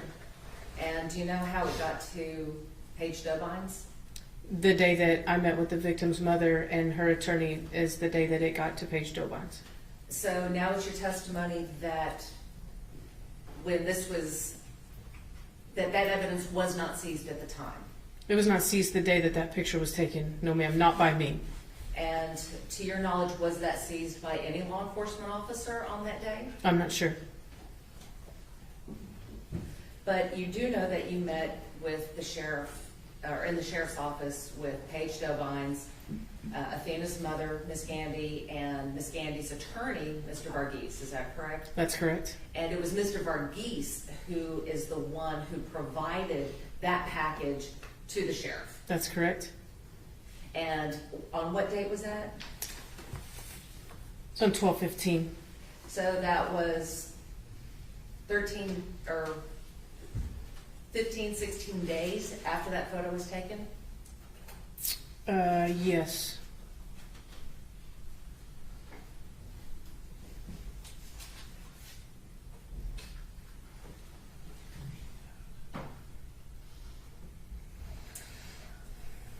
Part of your job in this case was also to serve a warrant on Mr. Horner at the jail. Do you remember that? Yes, ma'am. Your job was to collect his DNA, No, ma'am. or to collect a buccal swab. For No, ma'am. the, That was not me. Okay, so you were present when the buccal swab was No, collected? ma'am. I was not. Who was present when? I can't answer that. I don't know. So, but you did process Mr. Horner, correct? Yes, ma'am. And you took photos of him? On 12/2. Yes, ma'am. During the time that you took photos of him, he didn't try to fight you, did he? No. Didn't resist you in any way? No. Didn't try to commit any act of violence against you? No. He was cooperative. Yes, ma'am. Again, didn't cuss or yell at you? No, ma'am. He just did everything that he asked, or that you asked him to do, correct? There was some resistance, but yes, ma'am. In the end, it was okay. Yes, ma'am. But at the end of the day, he respected your authority as a person from the sheriff's office. Yes, ma'am.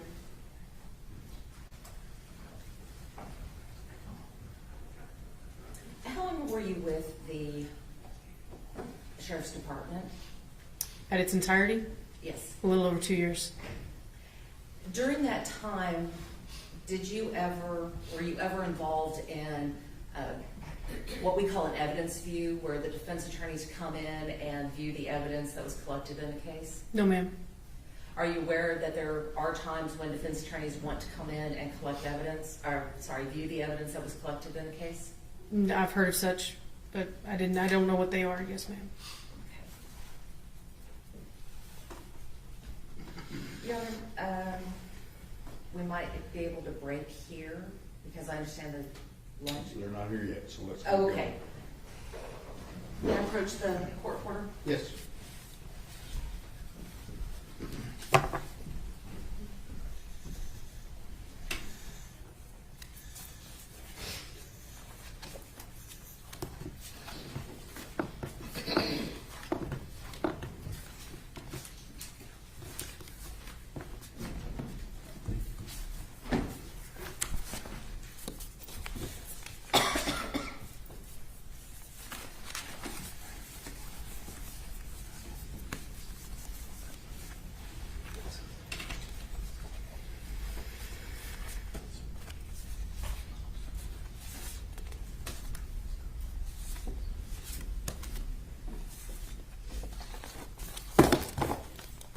I'm going to hand you what has been marked as, or offered into evidence as State's Exhibits number 120 through 122.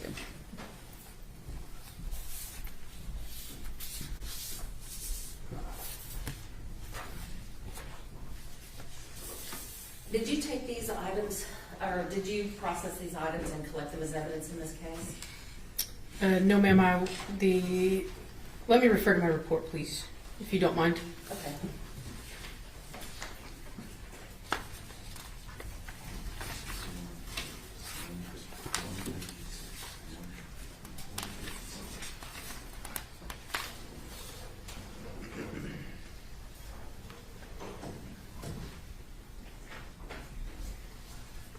That was collected by the FBI ERT team.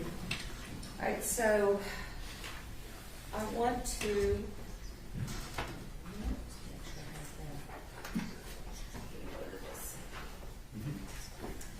Now, Richard, I'm Yes, ma'am. going to hand you what has been marked as defendant's exhibits number 11 through 15, and I'd like you to take a look at this, please.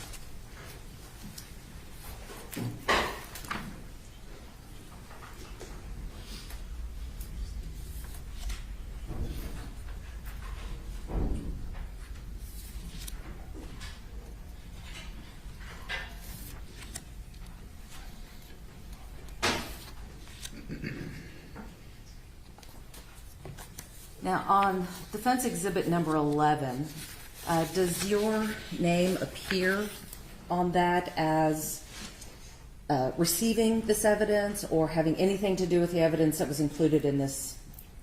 Yes, so this tag states that I received it from the FBI and put it into our RMS system at the sheriff's office. All right, so I'd like you to take a look at defense 12 through 15, and look at states 120 through 122. Okay? I'm not sure what I'm looking at. Do those appear to be the same items? Yes, ma'am. All right, defense offers defense exhibits 11 through 15, and I have given copies to the state too. Defense exhibits 11 through 15 are admitted.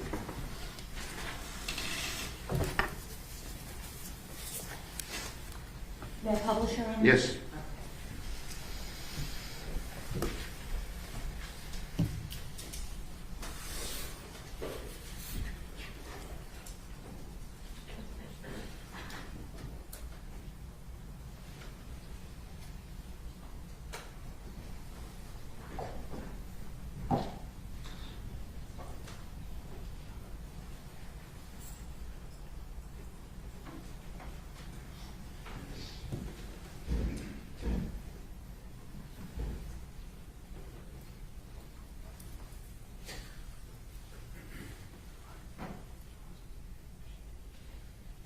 Okay, so I'm going to cut to the chase on this one, Miss Amy. When we are looking at,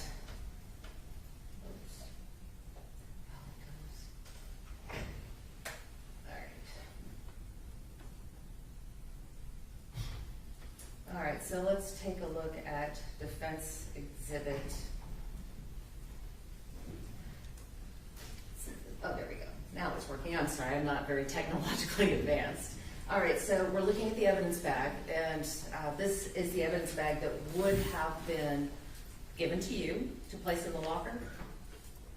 Yes, ma'am. And it shows the handwriting and the chain of custody from whoever collected the evidence. Yes, ma'am. Now, we talked about the importance of using protective gear when looking at evidence. And you talked about the importance of having a clean surface and having butcher paper between the item and the surface. In states or defense exhibits number 13, 14, and 15, do you see any butcher paper on the table? No, ma'am. And it's important to have butcher paper on the table because that can reduce the possibility of cross-contamination, correct? Yeah, I can't answer why they didn't put it down. I mean, I wasn't there for that. But I'm saying that it's important to have it there to reduce the chance of cross-contamination. Yes, ma'am. So evidence that was left on the table that has not been either sterilized or that doesn't have butcher paper, or if an officer didn't change his gloves routinely, as in between every item, there's a possibility that this piece of evidence could become contaminated. It's possible, yes, ma'am. All right.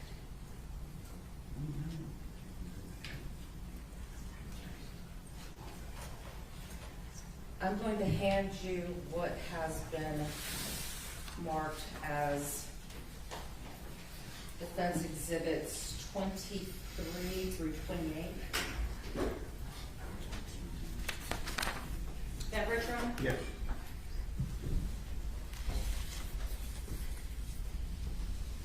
Miss Amy, if you'll look at 23 to 28, I'd like you to.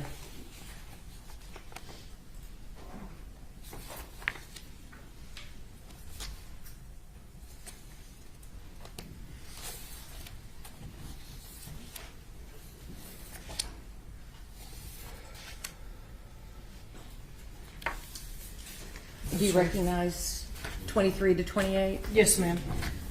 We'll offer defense 23 to 28. I have given you copies of all of them that we were. Oh, I'm sorry.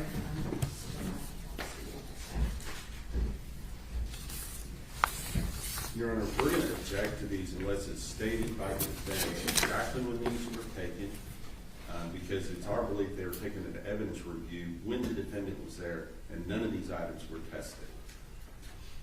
You need to lay the proper predicate. The objection's sustained. All right, so when, you know what, Judge, I'll hold this off and I'll talk to Mr. Yaro about it. Okay. But I will talk to you about what happened with the paneling, because you were present with the paneling. And may I approach? Yes.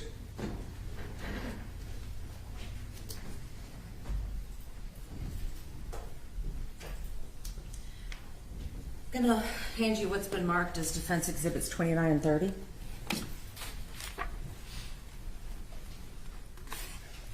Is that your handwriting on the first one? Yes, ma'am. And so do you recognize your handwriting and the Yes, ma'am. description of the item? Yes, ma'am. When you package something and when you store evidence, you would agree with me that it's important to store it in such a way that it does not become destroyed or tampered with or any way changed. That's correct. And so when you store something, you want to make sure that it's not in any water, not in any other liquid, because that could cause contamination, correct? Sure. I want you to look at defense exhibit number 30. Mm-hmm. That's sneeze, I'm sorry. Your Honor, I'm going to offer, or do you recognize state's exhibit number, or defense exhibit number 30? I don't. Okay. And I will, let me get another one for you. Okay. Oops.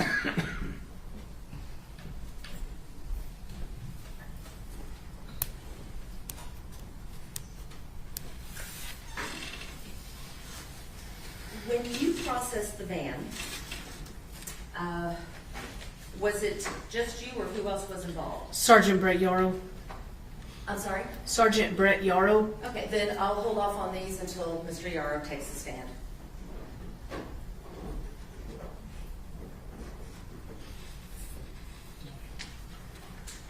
Miss Amy, the last thing that I really want to talk to you about is your disciplinary action that you had with the Weiss County Sheriffs. You had been accused of not telling the truth to your superior officer about who had taken those photos, right? Yes, ma'am.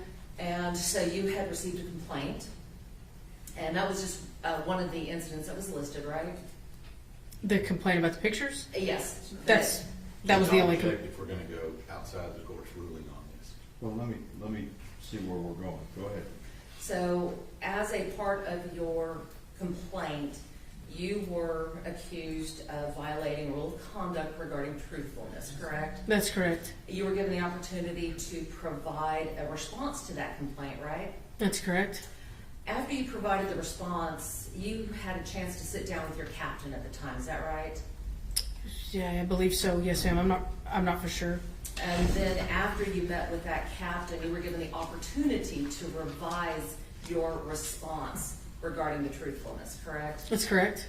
You revised that response, right? Yes, ma'am. And you admitted during the revised response that you had, in fact, not been truthful. Yes, ma'am.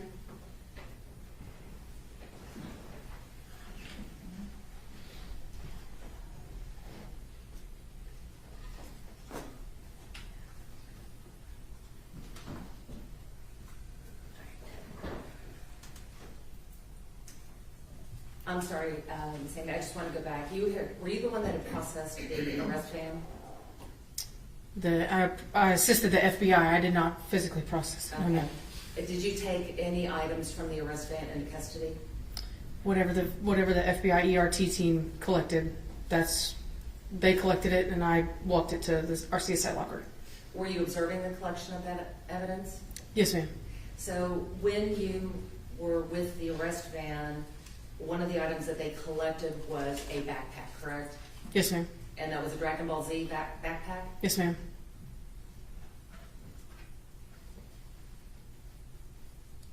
I have nothing further at this time, Your Honor. Redirect.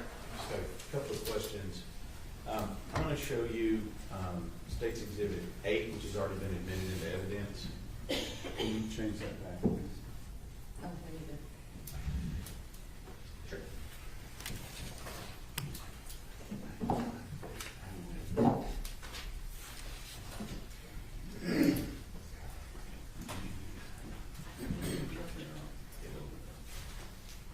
This picture that you took on the scene of this box, Deputy Amy, I'm gonna have you read that middle number on the box. What's that middle number on the box right there under TRK number? What's that number? 6184-8685-6845. Let me show you State's 156. Is that the same number? Yes, sir. Same box? Yes, sir. Same box as you took a picture of? It was provided to you later on by an attorney and Mrs. Gandy, mother of Athena Strand. Yes. Nothing further, Your Honor. Ms. Anderson. When you took the photos at the scene, was the box open? At the house? At the house, yes. No, ma'am. And when you took the photo at the sheriff's department after that box had been delivered, when it was received, had it been opened? May I look at these pictures one more time? Yes, ma'am. Nothing further. Mr. State. Nothing further, Your Honor. May Ms. Amy be excused subject to any potential recall? Final state, Your Honor. Good with the defense? Yes, Your Honor. Thank you, ma'am. You may step down. Your lunch is here, so we'll start up at 12:45, okay? See you then.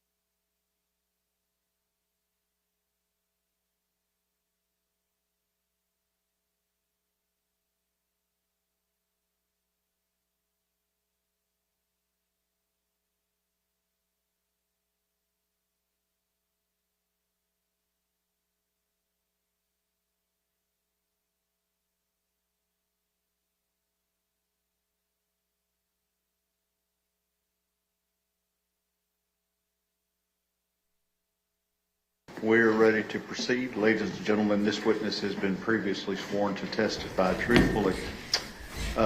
Whose witness is this? Mr. Berry? Thank you, Your Honor. Investigator Yaro, will you please introduce yourself to the jury and spell your first and last name for the court?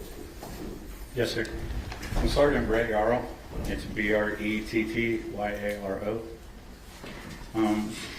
I've been in law enforcement for 16 years at the Sheriff's Office the whole time. I've been on SWAT, Canine Patrol for the last 8 years. Been in crime scene. I'm currently the supervisor and the head over our crime lab there at the county, and also a fingerprint expert in the state of Texas. And how long is your total number of law enforcement years experience? 16. And before becoming a law enforcement officer, did you work in any other fields? Did I work in a law enforcement related job or? No. Did you become a law enforcement officer later in life? I guess? I had a first career, sir, as a motorcycle racer. Gotcha. And since you've been on the force at Wise County, you described a number of different jobs that you've held, but with it for, I believe you said the last 8 years, what have you been primarily doing? Working in crime scene, sir. Okay. And when you say you're working in crime scene, can you kind of describe for the jury what you mean by that? Yeah, so in our county, we have a little bit of a smaller county. So what that means for us is the jobs are more specialized and we do more jobs within that job. So I work on fingerprints for the county. I collect fingerprints. I process fingerprints. I put fingerprints in the computer, do comparisons. Along with the fingerprinting, we do pattern analysis on the fingerprints and other things like that. So we deal with patterns. We deal with friction rate detail as far as the fingerprints go. Oh, Investigator Yaro, I'm going to slow you down just a little bit, okay? Because the court reporter's got to take down everything you're saying. So if you just slow down a little bit, but keep going.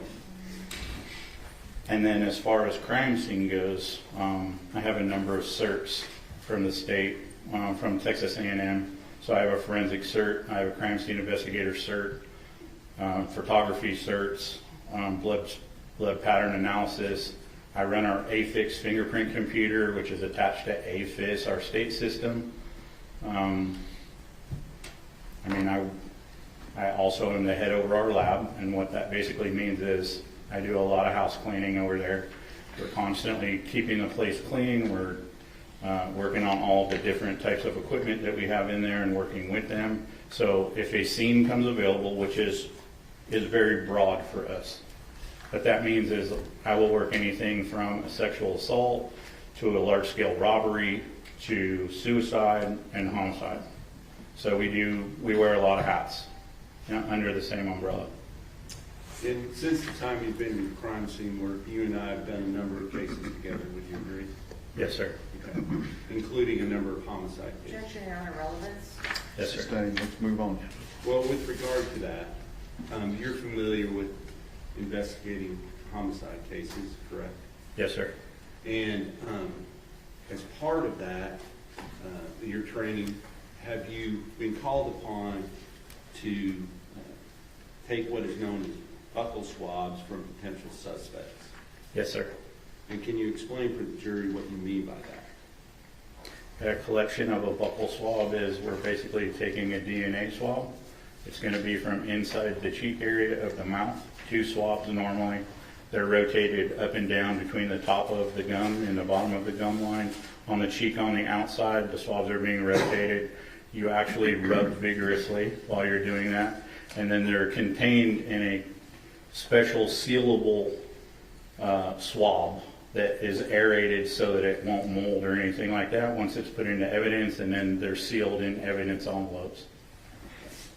And so, let me go back to November 30th of 2022. And then I guess leading up through December 2nd of 2022, were you somewhat incapacitated during that period of time? Yes, sir. And can you explain to the jury what was going on? Yes, I was out with COVID. Okay. And because of that, your trainee essentially was. Objection, Your Honor, that's legal. Let me hear the question.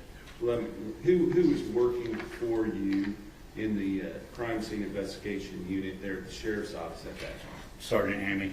Okay. And was she, tell us whether or not she was still in training or what where she was in her career at that time? So she was working through the FTO process in the crime lab. Okay. And who was her FTO as far as in the crime lab? That would be me, sir. But because you were incapacitated, were you able to do that at that time? On those particular days? No, sir. Okay. So, when was the first day back for you after you were recovering from the COVID? I don't recall the exact date, to be honest with you. Were you there by December the 5th of 2022 when the two vans were processed by the FBI? Yes, sir. Okay. So were you able to observe that process as it was taking place? Yes. And with regard to that particular day, were you also called upon to execute a warrant for buccal swabs on a person by the name of Tanner Horner? Yes. And do you see the person that you know to be Tanner Horner here in the courtroom today? Yes, I do. And could you identify him by where he's sitting in the courtroom and describe what he's wearing? Yes, sir. He's sitting at the end of the table there, the defendant table. It's going to be gray shirt, gray tie, light gray pants, black shoes. Okay. And That's the color it looks like to me. I'd ask the record to reflect that the witnesses identified the defendant. Record also reflect. And sometime in the afternoon of December 5th, 2022, did you receive a warrant to take those buccal swabs from the defendant in this case? Yes, sir. And after receiving that warrant, what did you do? We went ahead and processed the subject, sir. Okay.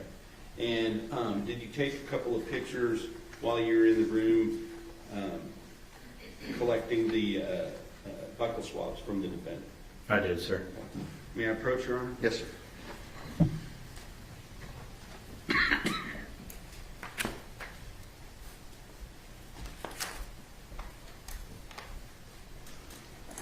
I'm going to show you what's been marked as State's Exhibit number 179, 180, 181, and 182.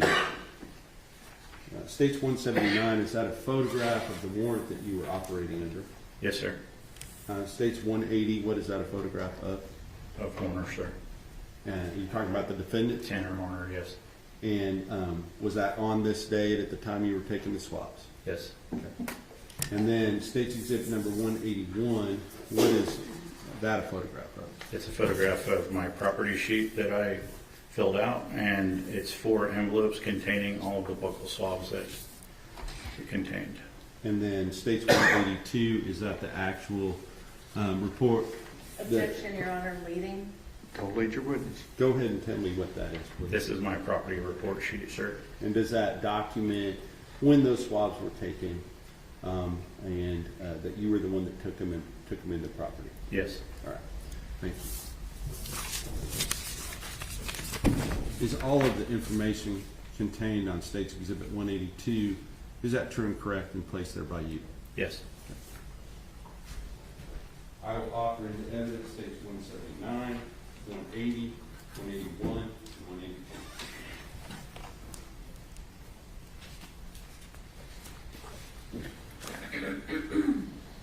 Your Honor, we object to 179 on 2 grounds. One is hearsay, and 2, it is not the best evidence. No objection to 180.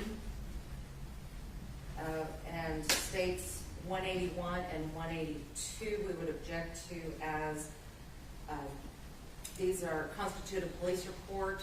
They are hearsay. States 180 is admitted. Let me see 179, 181, and 182.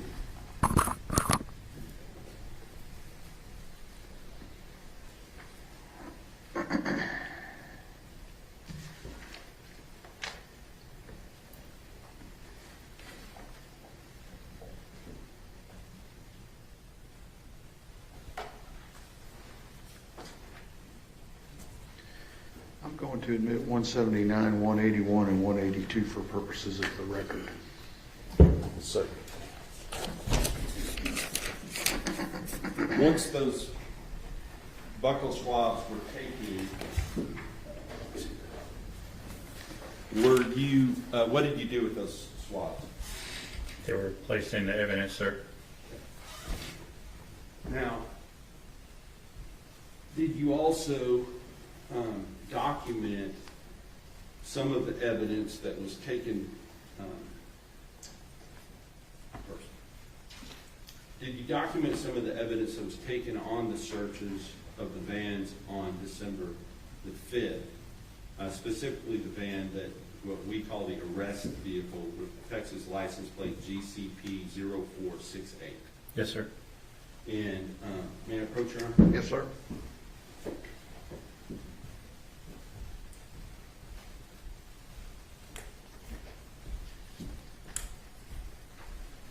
I'm going to show you State's Exhibit 183, 184, 185, 186, 187, 188, 189, 190, 191, 192, and 193. Do you recognize those photos? Yes, sir, I do. Have you looked at those prior to court today? Yes, I did. And are those all of the pictures that were taken at that time, or just a portion of them? It's just a portion, sir. Okay. And do these fairly and accurately represent items that you went through and took photographs of to document the items that were collected from the van on that day, or some of the items? Yes. From Mr. Horner's, the van he was driving? Yes. I will offer State's Exhibit number 183 through State's Exhibit 193 into evidence.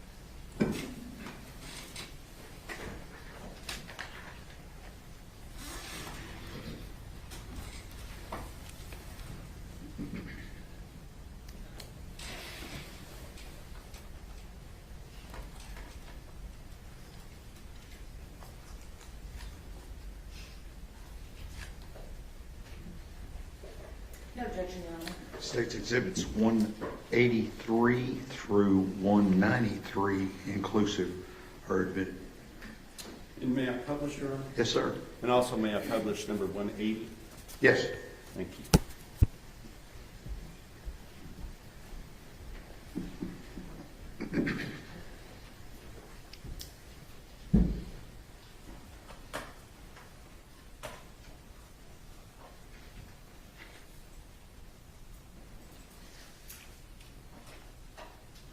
States 180, this was from the day that when was this taken again? Yes, sir. The 5th, when the buckle swabs were taken? That's correct. Okay. And with regard to starting at 183, this is what is this that we're looking at in States 183? This is a evidence bag that was collected from within the van that he was arrested in, sir. And does it have the date that it was originally collected? Yes. Okay. And then put in this bag and marked number 2, is that right? Yes. Okay. Now, going on to 184, what are we looking at here? It's going to be the backpack that was contained in that evidence bag, sir. And the other items that we're going to see in a moment are those items that were contained within that backpack inside of the brown paper bag? Yes. Okay.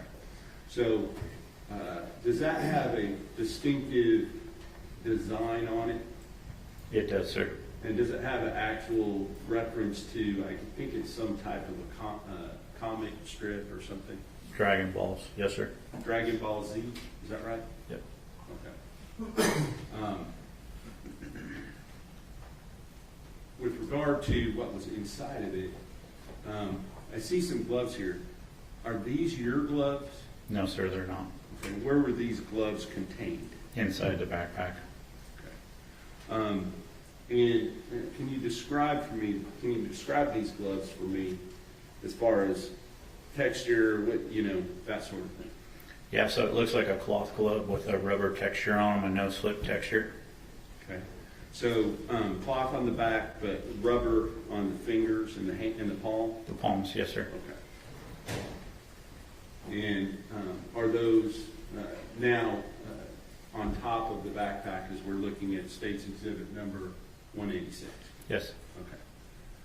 And I will represent to you, these may have been... Objection, Your Honor, that misleading. Let me hear what he's going to say. Go ahead, Mr. Berry. That these may not be in the exact same order that you took them in as they're being displayed, okay? Correct. So with regard to 186, we're looking at what here? That's when I first opened the backpack and I was starting to retrieve the objects from within the backpack. Okay. So then I'm going to go into 187. What are we looking at here? And up close of prescription meds that were located in the backpack so that we could see the information on the bottles. And I'm going to zoom in. What is the, can you just say what the name is on State's Exhibit 187 as far as the type of controlled substance that it is? I'm not a doctor, so my enunciation of this is probably going to be incorrect, but fluoxetine, I believe, sir, 20 milligram. For purposes of the record, can you spell that, please? Yes, it'll be FLUOXETINE. And what was the prescription amount? 20 milligrams. Okay.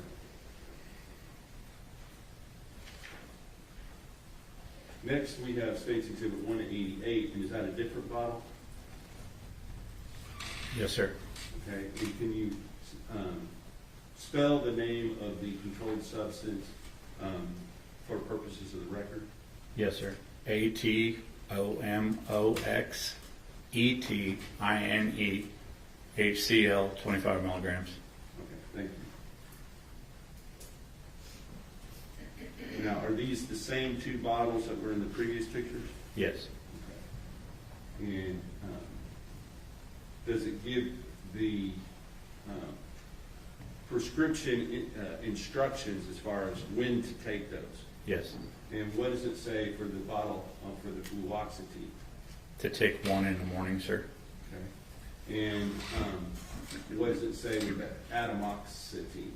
Hypochlorite. Take one capsule in the mouth in the morning, sir. All right, thank you. Now, this looks, is this the backpack or is it something different? No, this is what I consider a soft-sided lunchbox that belongs to that same cartoon or video game family. It's a Dragon Ball's lunchbox. And then going on to State's Exhibit number 191, what are we looking at here? A cellophane wrapper containing marijuana. Objection, Your Honor, that calls for speculation that has not been tested. Sustained. Move to strike. Jury will disregard the last answer. Does it, can you tell me whether or not that is some type of plant substance? It's a green leafy substance, sir. All right, thank you. Now, with regard to State's Exhibit number 192, what are we looking at here? The contents of that soft-sided lunchbox. And can you describe what you see here? Yes, so you have a bottle of ibuprofen. It looks like you have a thumb drive. There is a vape pen, a marking pen. There's a Coastal Cloud strawberry cream. I'm guessing some sort of something for the vape Objection, pen. Your Honor, And then that is speculation. Sustained. That's fine. We'll go on to states 193, and this is, what are these, where were these items located? Within the backpack. Okay. And with regard to, most of these things may be self-explanatory, but can you tell me what this is? It's a vape canister. Now, after you documented the items that were taken during the search of the arrest vehicle, did you also take some action with regard to the shoes that the defendant was wearing on the date that he was arrested? Your Honor, may we approach? Yes, sir. Yes.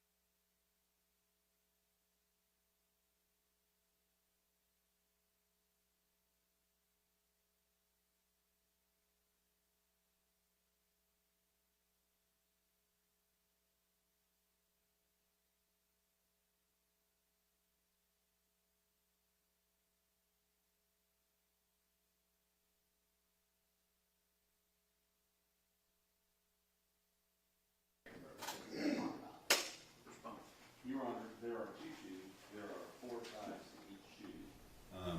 And I tried to represent the full spectrum of photographs were taken to be looked at by the people that were going to look at them into the future, including the tread at the bottom of the shoes, but also the sides in the front of each of the shoes and the back of each of the shoes.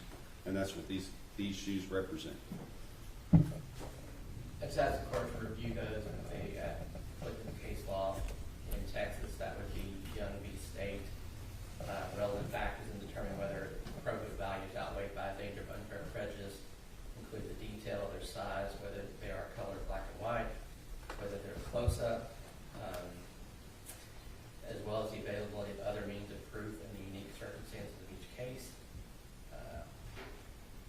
Also,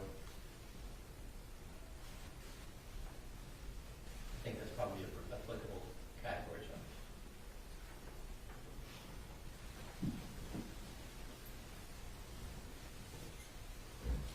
Okay, I've reviewed states 194 through 206. I will overrule your objections. You may have a running objection. Yes, Your Honor, that will include the To next, these. the witness that testified. Okay, that's fine. Y'all ready for the jury? Yes, sir. Okay. Yes, Your Honor.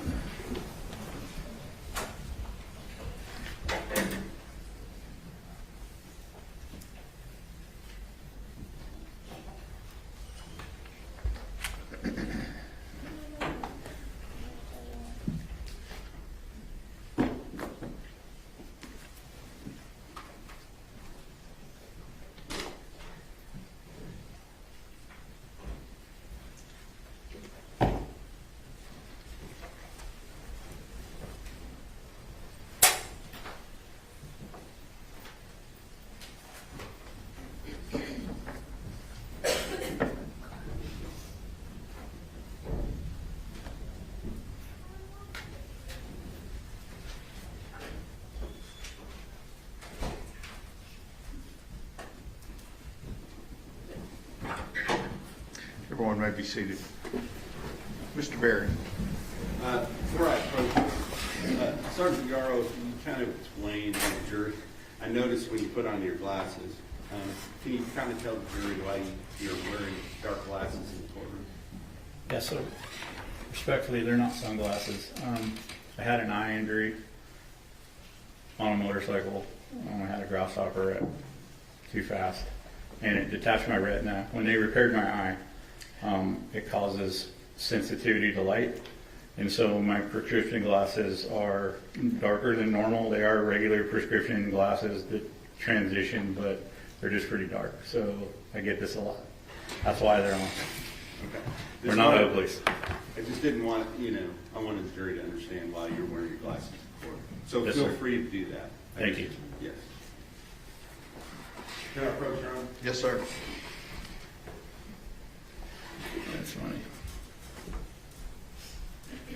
I'm going to show you what has been marked as State's Exhibit number 194, 195, 196, 197, 198, 199, 200, 201, 202, 203, 204, 205, and 206. Do you recognize the items in those photographs? Yes, sir. Where did the items in those photographs come from? The arrest van, I believe, sir. Did they come from the defendant himself? Yes. He said, Yes. okay. Yes. I will offer into evidence State's Exhibit number 194. Any additional objections? No further objections, Your Honor. Okay. Those are remain overruled, and the exhibits are admitted 194 through 206. May I publish, Your Honor? Yes, sir. And members of the jury, I'm trying to find out why this is so loud. So if you can't hear, let me know, okay?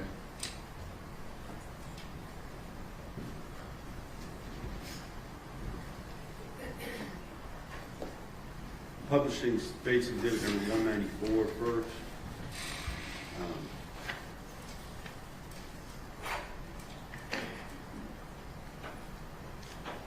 What are we looking at here? Pair of black tennis shoes covered in mud. Okay. And State's Exhibit number, let me ask you this. The first several photographs that are taken here, are those like close-up detailed photographs or something different? No, sir. These are overall photographs to show the condition of the shoes when I received them. Okay, so State's Exhibit number 194, 195, I apologize, please forgive me. 196, 197, 198, 199, 200, 201. Looking here, beginning at 201, are these a little bit closer up? Yes, these are mid-range. Okay. And as we look at those, do you see, you talked about them being muddy, but what else do you see here that might be of evidentiary value? How far up the mud goes on the shoes, sir. Okay, so that's one thing. What about the different materials used on the shoes themselves? Objection, Your Honor. Go ahead. Yes, sir. Okay. Let's go on to the next one, which is 202, I believe. And then I'm going to ask you if you notice anything on 202 other than mud. Yes. Describe what you're looking at. The texture on the material, sir. Okay. But in addition to this gray, lighter colored mud, do you see some type of a substance there on that shoe? Your Yes. objection leading. Overruled. It's a possibility that it's blood, sir. And you see some paper down underneath that. What's the purpose of the paper that you have there? It's a sterile area to work on while I'm putting the shoe down and doing the photographs. Alrighty. And then now we're going to look at the State's Exhibit number 203.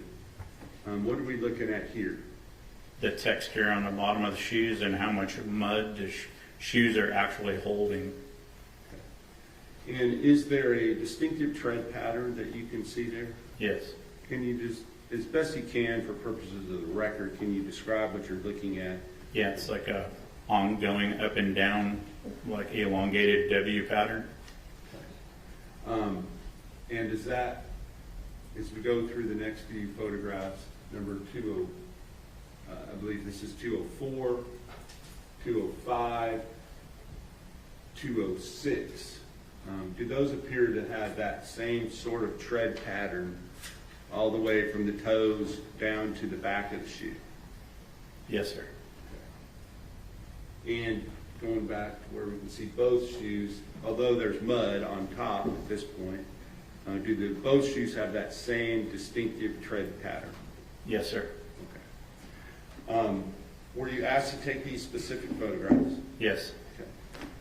And what was the purpose of that, in your understanding? We were looking for different patterns to match the pattern on the victim's face. Objection, Your Honor, that's hearsay. Overruled. You can answer. You can say that again. We were looking for a pattern to match the pattern on the little girl's face. So once you had taken the photographs of the shoes, were you asked to go somewhere else and determine whether there were other patterns that you might be able to locate? Yes. And where was that? I was looking for the patterns that would be encompassed inside the van. All right. May I approach, Your Honor? Yes, sir.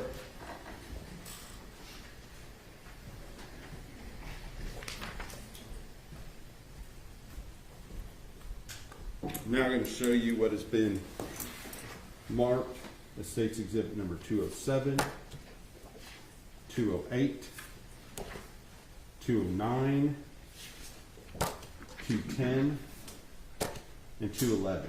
Do you recognize those? Yes, sir. Where did those photographs come from? Within the van, sir. And who took those photographs? I took those photographs.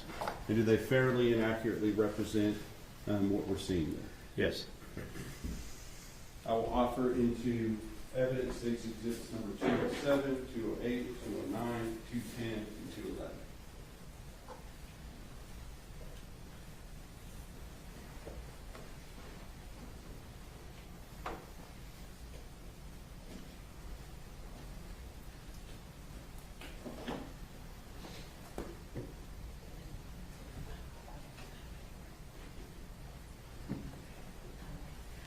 No further objections, Your Honor. All right, those are overruled. The previous objections are overruled, and State's Exhibits 207 through 211 are admitted.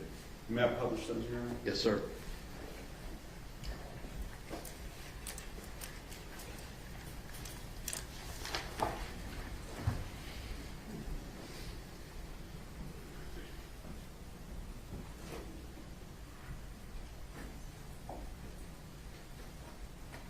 I'm now going to publish State's Exhibit number 207. What are we looking at, State's 207? We're looking at the side door of the van where you have the inside step that has a diamond plate pattern. Now we're going to, is that the same thing that we're looking at, just closer up? Yes. Now we're looking at, let me get out of this part. We can see the exhibit number. Looking at State's Exhibit number 209, underneath the box there, as we're looking down, where are we looking at in the photograph? This is the area between the seats and the cab that has a texture on the rubber floor. Okay. And going on to 210, is that same location? Yes. And then going on to 211, what are we looking at here? This is the texture on the floor in the back of the box van. So this is the area where the packages would be kept, is that right? Yes. All right, so all of those, without repeating why you took them, were they taken for the same reasons that you took photographs of the shoe and the tread patterns on the shoe? Yes. Okay. Now, before I go any further, may I approach you? Yes, sir.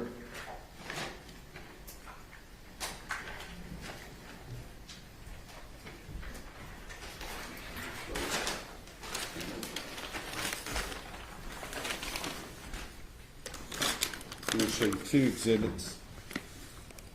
First, I'm going to show you State's Exhibit number 230. Do you recognize State's Exhibit 230? Yes, sir. Okay, and what is State's Exhibit 230? These are going to be my buccal swabs from the suspect, sir. All right. And other than having been opened by the lab, does it appear to have been tampered with in any way? No. I will offer State's Exhibit number 230 into evidence. And no further objections, Your Honor. Those objections remain overruled, and State's Exhibit 230 is admitted. I realize this just ripped as I was holding it, but State's Exhibit number 225, do you know what State's Exhibit number 225 is? Yes. And what is it? The evidence bag contains the shoes. Okay. And are these the same shoes that you took photographs of that were just admitted into evidence? Yes, sir. These are the actual shoes that were recovered from the defendant. Yes, sir. I will offer into evidence State's Exhibit 225.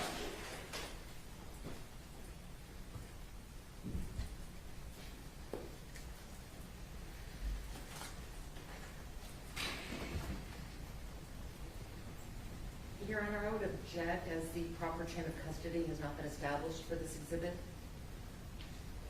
Response? Wait, not admissibility, Your Honor.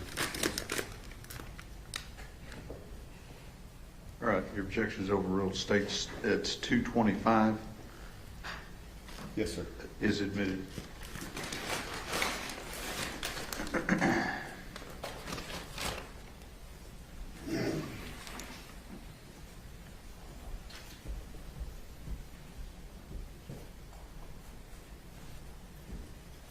Next, I want to talk to you about other clothes that were worn by the defendant at the time he was arrested. Did you take those the clothing worn by the defendant at the time he was arrested? Did you go to a locker in the jail and retrieve those clothes and log them into evidence? Yes, I did. And at the time that you did that, were there more further photographs taken of those clothing items? Yes. May I approach, Your Honor? Yes, sir.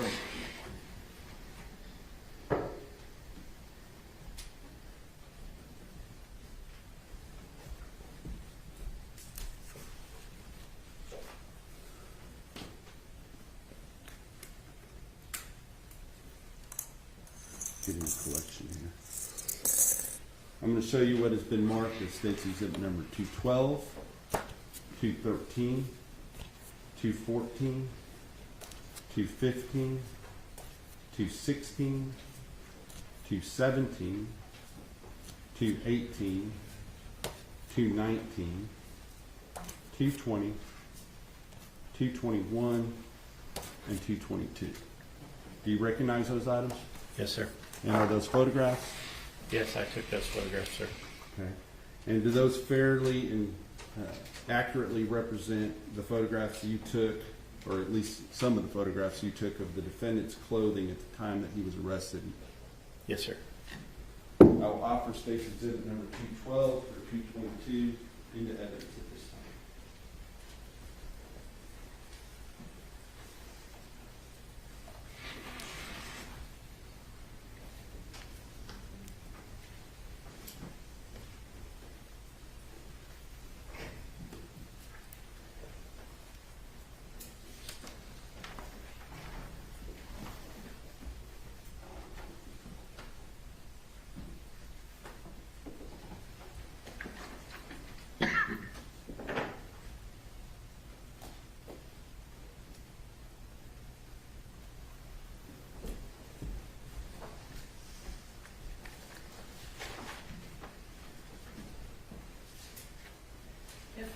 objections.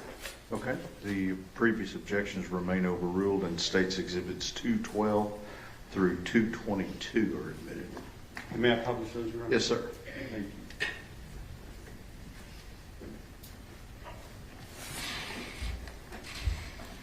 Okay.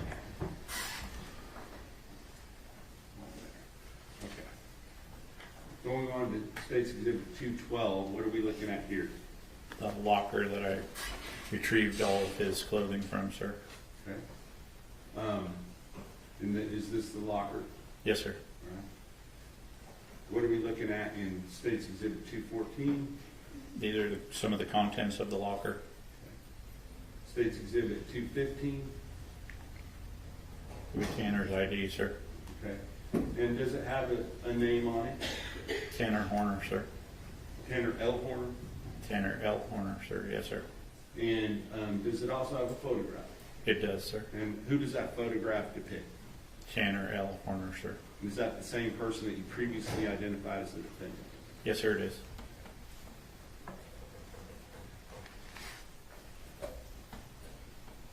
$216, what are we looking at? A pair of his Hanes underwear, sir. Okay. And $217, what are we looking at here?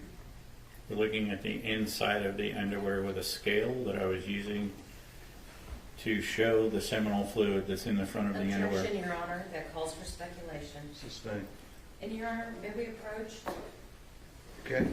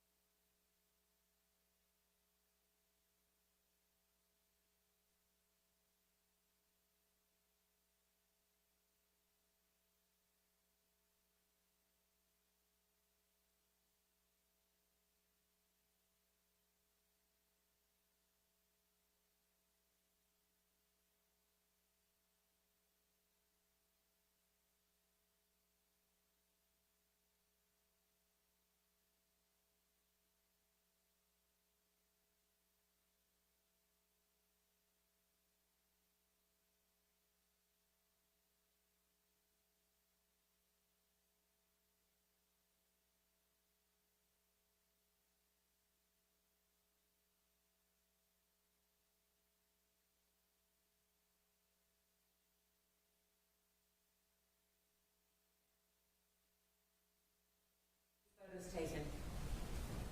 What does the date say, ma'am? You're the one who took the photos. I've worked 200 cases since then. Wait a minute, we're not gonna play this game. If you know the answer, give the answer. If you don't know the answer, say, I don't know. Yes, sir. We're not gonna go back and forth. I do not know the date, ma'am. It was done after he was arrested, correct? Yes. The items in the photos, hold on, let me make sure I have it correct. In State's Exhibit number 212 through 222, those were all taken at the jail. Yes, ma'am. The incident in this case occurred on November the 30th, 2022. Do you recall that? Okay. And Tanner Horner was not arrested on November 30th of 2022, was he? I don't know, ma'am. I was out then at that time. When he was arrested on December the 2nd, 2022, correct? Okay. So if these photos were taken, you don't know for sure whether or not he was wearing these clothes on the day of the incident, do you? Well, I would think that he was wearing these clothes, ma'am, and the reason I say that is these were taken off him when he came into the jail at the time of his arrest. So if the time of the arrest occurred 2 days later, you don't know, you're guessing that he may have been wearing these on the day of the incident. Yeah, I didn't state that he was wearing those at the time of the incident. I said he was wearing them at the time of the arrest. Okay, so, Your Honor, I would object that all of this is irrelevant because unless they can tie it into any clothing that he may have been wearing at the time of the incident, then none of this is relevant. Your objection is overruled. I'm going to let it continue, and you may have a running objection. Y'all ready for the jury? Yes, sir. Let's go.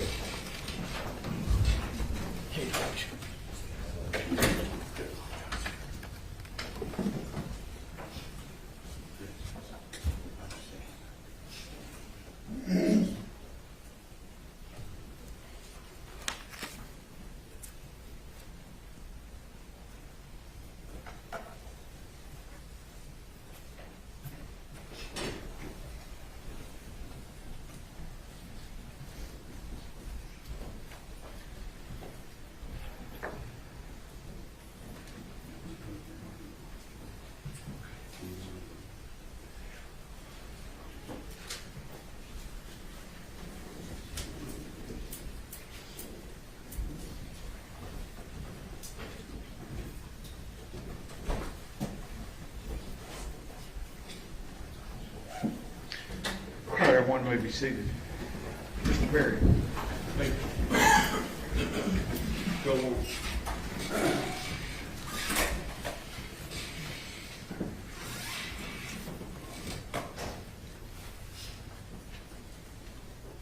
Go on to State's Exhibit 219. What are we looking at here? A pair of denim pants, sir. Okay. In all of this evidence, did you actually do some further processing on this that is not exhibited here in the photographs? Yes, sir. Okay. Did you take, independently of what the FBI did, take some further swabs and things like that so that that would be retained just in case it was needed in the future? Yes, sir. Okay. Now, with regard to State's Exhibit number 220, what are we looking at here? It's a FedEx shirt. And is this that same shirt in 221? Yes, sir. And then State's 222, what are we looking at here? A right and a left sock, sir. Black in color with a gray toe and a gray heel. And I am going to show you something that's already been admitted into evidence now as State's Exhibit number 223. Do you recognize what we're looking at here? Yeah, it's a drawing And inside the interview room. Objection, Your Honor, I don't believe that's been admitted yet. No, it has been. It has? Okay. Yes, 223 is admitted. My apologies, my notes don't reflect that. No worries. just for purposes of the record, Your Honor, it was admitted during the testimony of Joe Bessemer. Okay, thank you. So, Yes, 224 is not admitted. so 223, where did they say that that photograph was taken? Inside the interview room in the CID office, sir? It was at the same room that the vocal swabs were taken in? Yes, sir. And at that time, did you notice this writing? Yes, I did. And later that day or the next day, did you come back and take these photographs? Yes. Okay. In addition to 223, may I approach, Your Honor? Yes.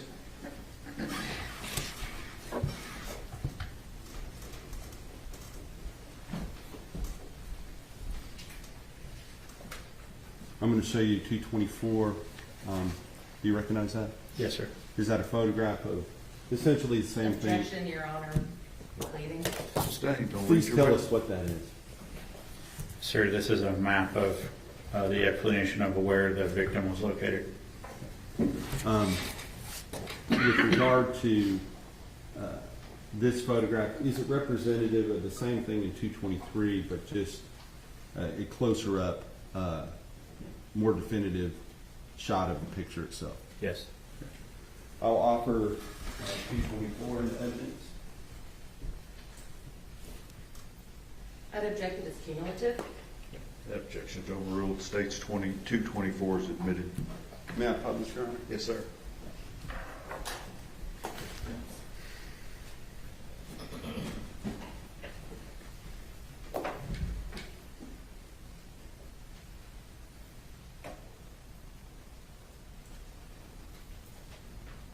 On State's Exhibit number 224, can you see this writing in red down here?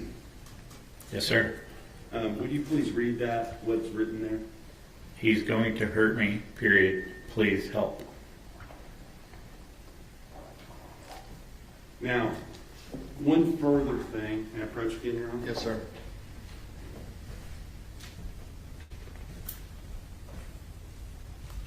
Officer Amy, crime scene, did she take into evidence a box, a FedEx box containing, that was brought in later that pertained to this investigation? Yes. Okay, and did you then take that out of locker one and then bag it up as you see it here? Yes.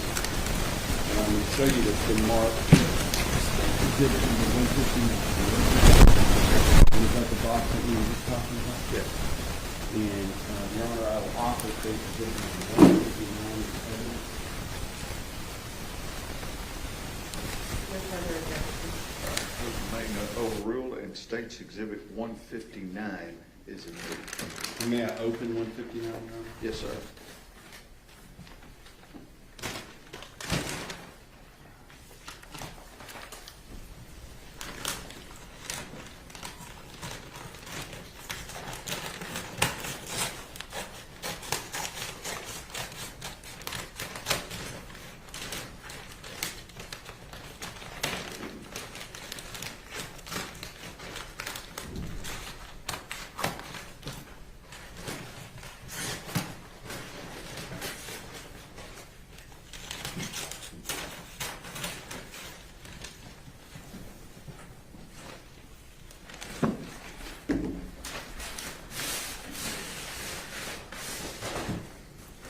Is this the box that was contained inside of that? Yes, sir.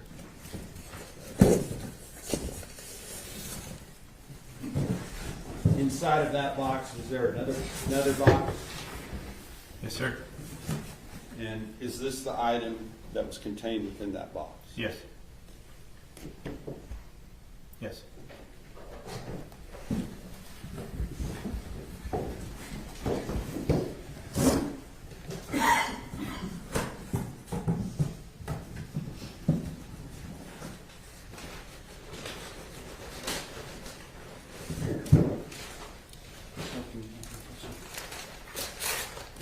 We can do that, package it up after. Yes, sir. We finish.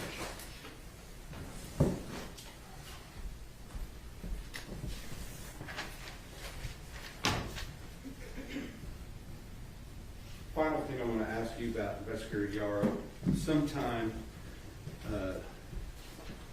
can I have just a second? I need to look up a specific date. On,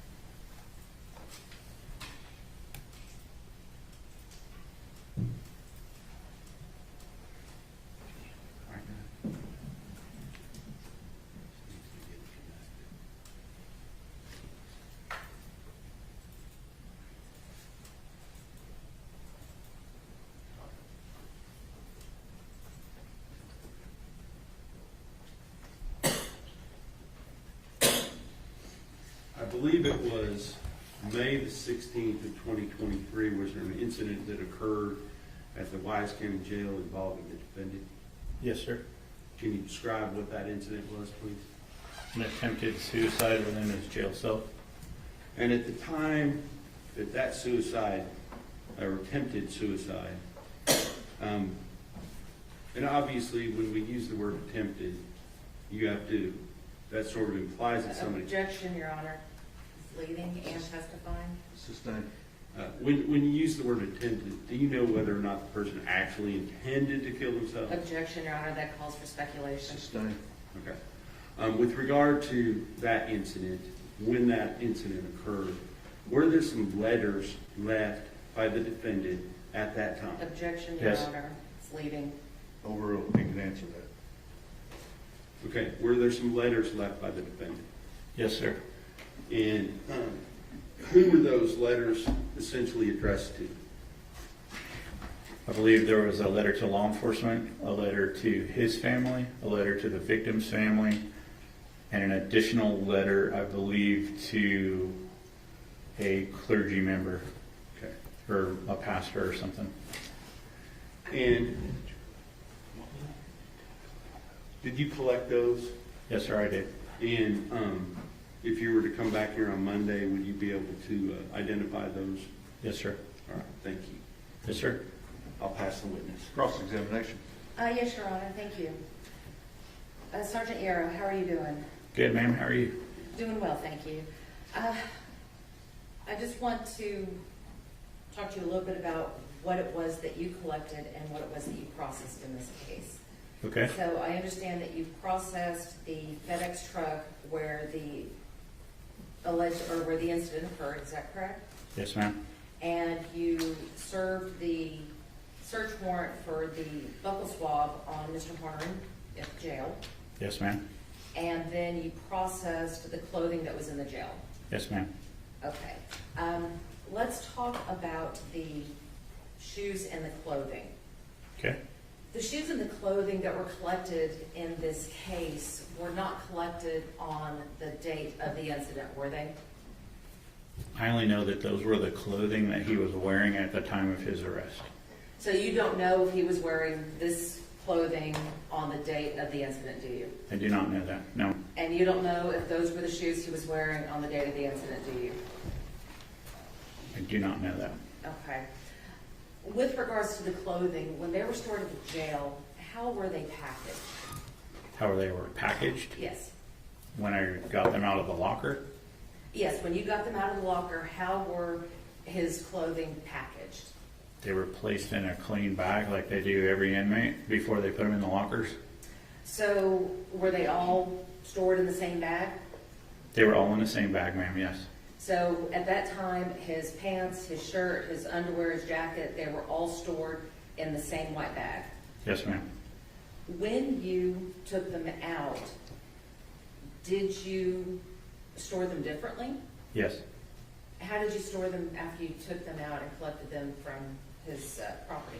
Anytime evidence comes to me and I put my hands on that evidence, it gets put in separate bags, separate evidence bags. Why is it important to put everything in a separate bag? Why is it important for me? It's I just important didn't- for me evidentiary wise. It's also important for me so that I can label them correctly.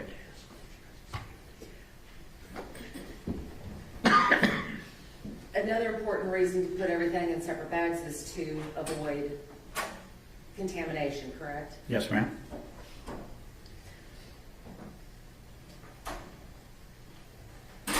You said that you had processed the van in which the incident occurred. Yes, ma'am. Part of that processing was collecting evidence from it, Yes, ma'am. and part of that process was collecting the floorboards. Yes, ma'am. All right, so with regards to the floorboards, that is where some of the other biological evidence was obtained, is that correct? Yes, ma'am. So you would agree with me that it would be important to store those panels in a secure facility? As far as I know, they were stored in a secure facility. They were taken to our evidence area. And we want to have them stored in a secured facility and in a sterile way so that just in case something comes up, we have the ability to do additional testing should it be necessary. Okay, they were wrapped individually, ma'am, like I do all of them. But my question is, it's important to have that because in case further testing is needed. Yes, ma'am.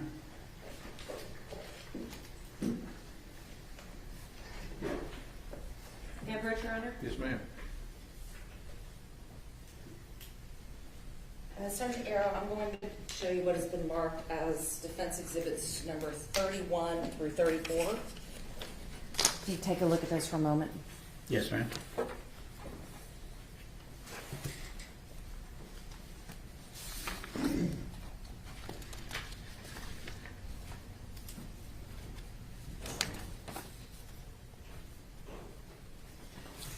Yes, ma'am. Okay, on defense exhibits number 31 and 32, does your name appear as being the person who packaged that? Yes, ma'am.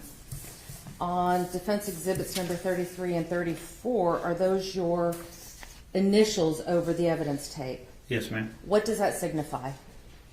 I'm the one that wrapped that evidence. I'm the one that secured that evidence. I'm the one that sealed that evidence. Those are my initials to show that that is, I want to say, my piece of evidence. Defense offers defense 31 through 34. No objection. Defense exhibits 31 through 34 are admitted. Thank you. May I publish, Your Honor? Yes, ma'am.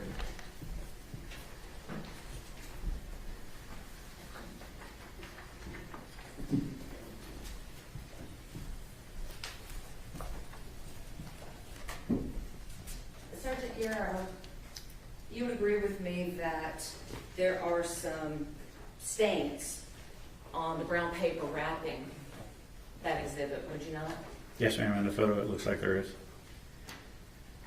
Was the brown paper, I would assume that the brown paper wasn't stained when you put it on, No, ma'am. and that something like that occurred while it was in storage? I guess.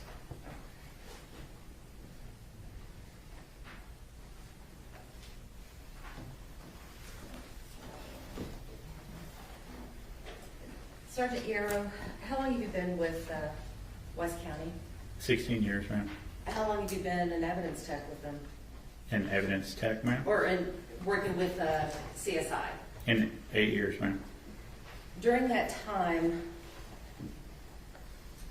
it's not uncommon for defense attorneys to want to come in and view the evidence, is it? No, ma'am.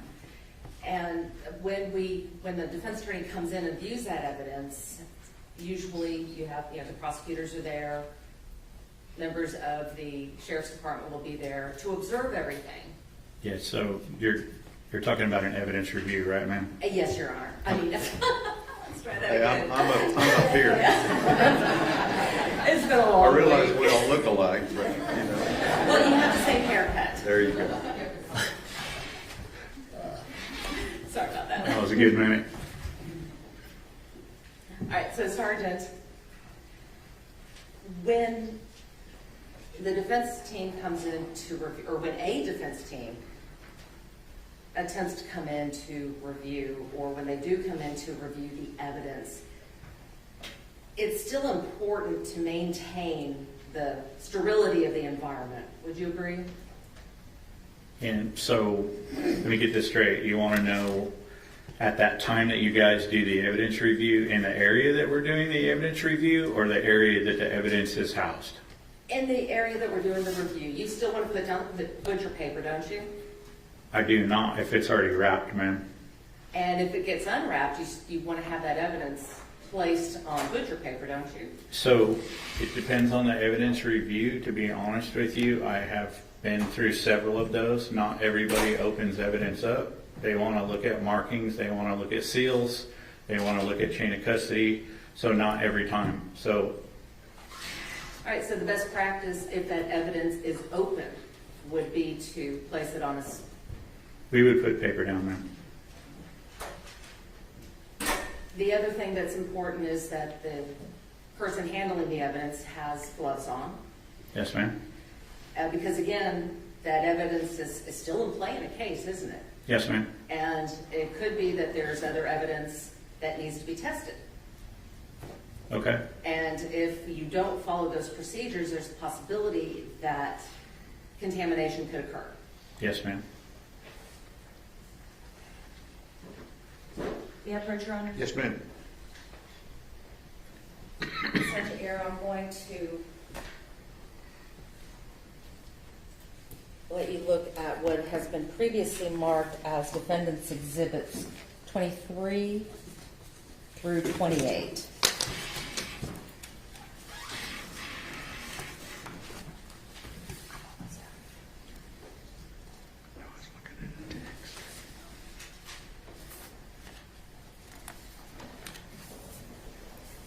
Your Honor, I'd ask the defense to specify exactly when these photographs were taken and under the circumstances that they were taken. I'm not going to order the defense to do anything. It's their cross-examination. All right, so Sergeant Yaro, you testified previously on direct that you had taken into custody a backpack that had Dragon Ball Z. Yes, ma'am. And defense exhibits number 21 through, or 23 through 28, does that appear to be the same backpack that you took into custody? Yes, ma'am, it does. Does it appear to have the same contents that you had taken? Yes, ma'am. We offer state or defense 23 through 28. When were these taken? Your Honor, the evidence review in this case occurred March Your 22nd. Honor. Do you have an objection? I object, yes. The proper predicate has not been laid as to when these photographs were taken and the circumstances that they were taken. Objections are overruled. Defense exhibits 23 through 28 are admitted. May I pull a Cheryl? Yes.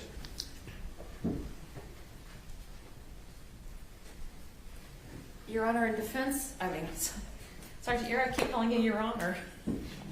Sergeant Yaro, in defense exhibits number 23 through 28, you didn't see any butcher paper down, did you? No, ma'am, I did not. So if any of those items that were on the table had to be retested, there was a possibility of contamination. Yes, ma'am, that's correct.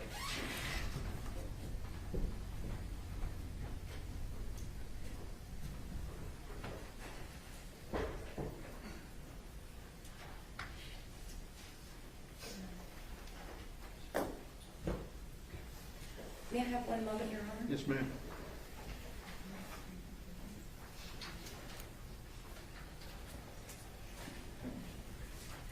I have nothing further, Your Honor. Redirect. Investigator Yaro, since you're coming back on Monday anyway, will you check on the date? that the Objection, Your evidence- Honor. Leave. Let me hear the question. Would you please check on the date that the evidence review took place in this case? Yes, sir. And will you also check and see if there's ever been any request to retest any of this evidence? Objection, Your Honor. Again, that's not a proper question at this time. Overruled. Will you do that? Check. You can Yes, answer. sir. Thank you. No further questions. Ms. Anderson, I have nothing further. may the witness be excused subject to any potential recall? Yes, Your Honor, we intend to recall the first thing Monday. Okay. Thank you. Thank you, sir. Let me see y'all.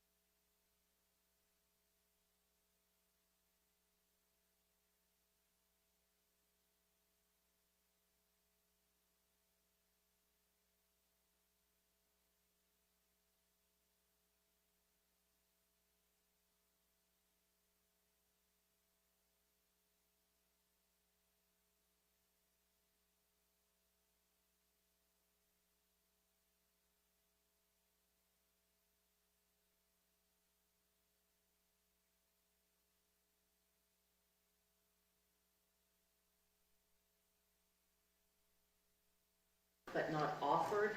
We would still like to just offer them for record purposes. Okay, so you're wanting to offer 16 through 22 and 29 and 30 for purposes of the record? Yes, Your Honor. Any objection? No, Your Honor. Okay, so they are admitted for purposes of the record. Anything else we need to do for record purposes today? No, Your Honor. Defense?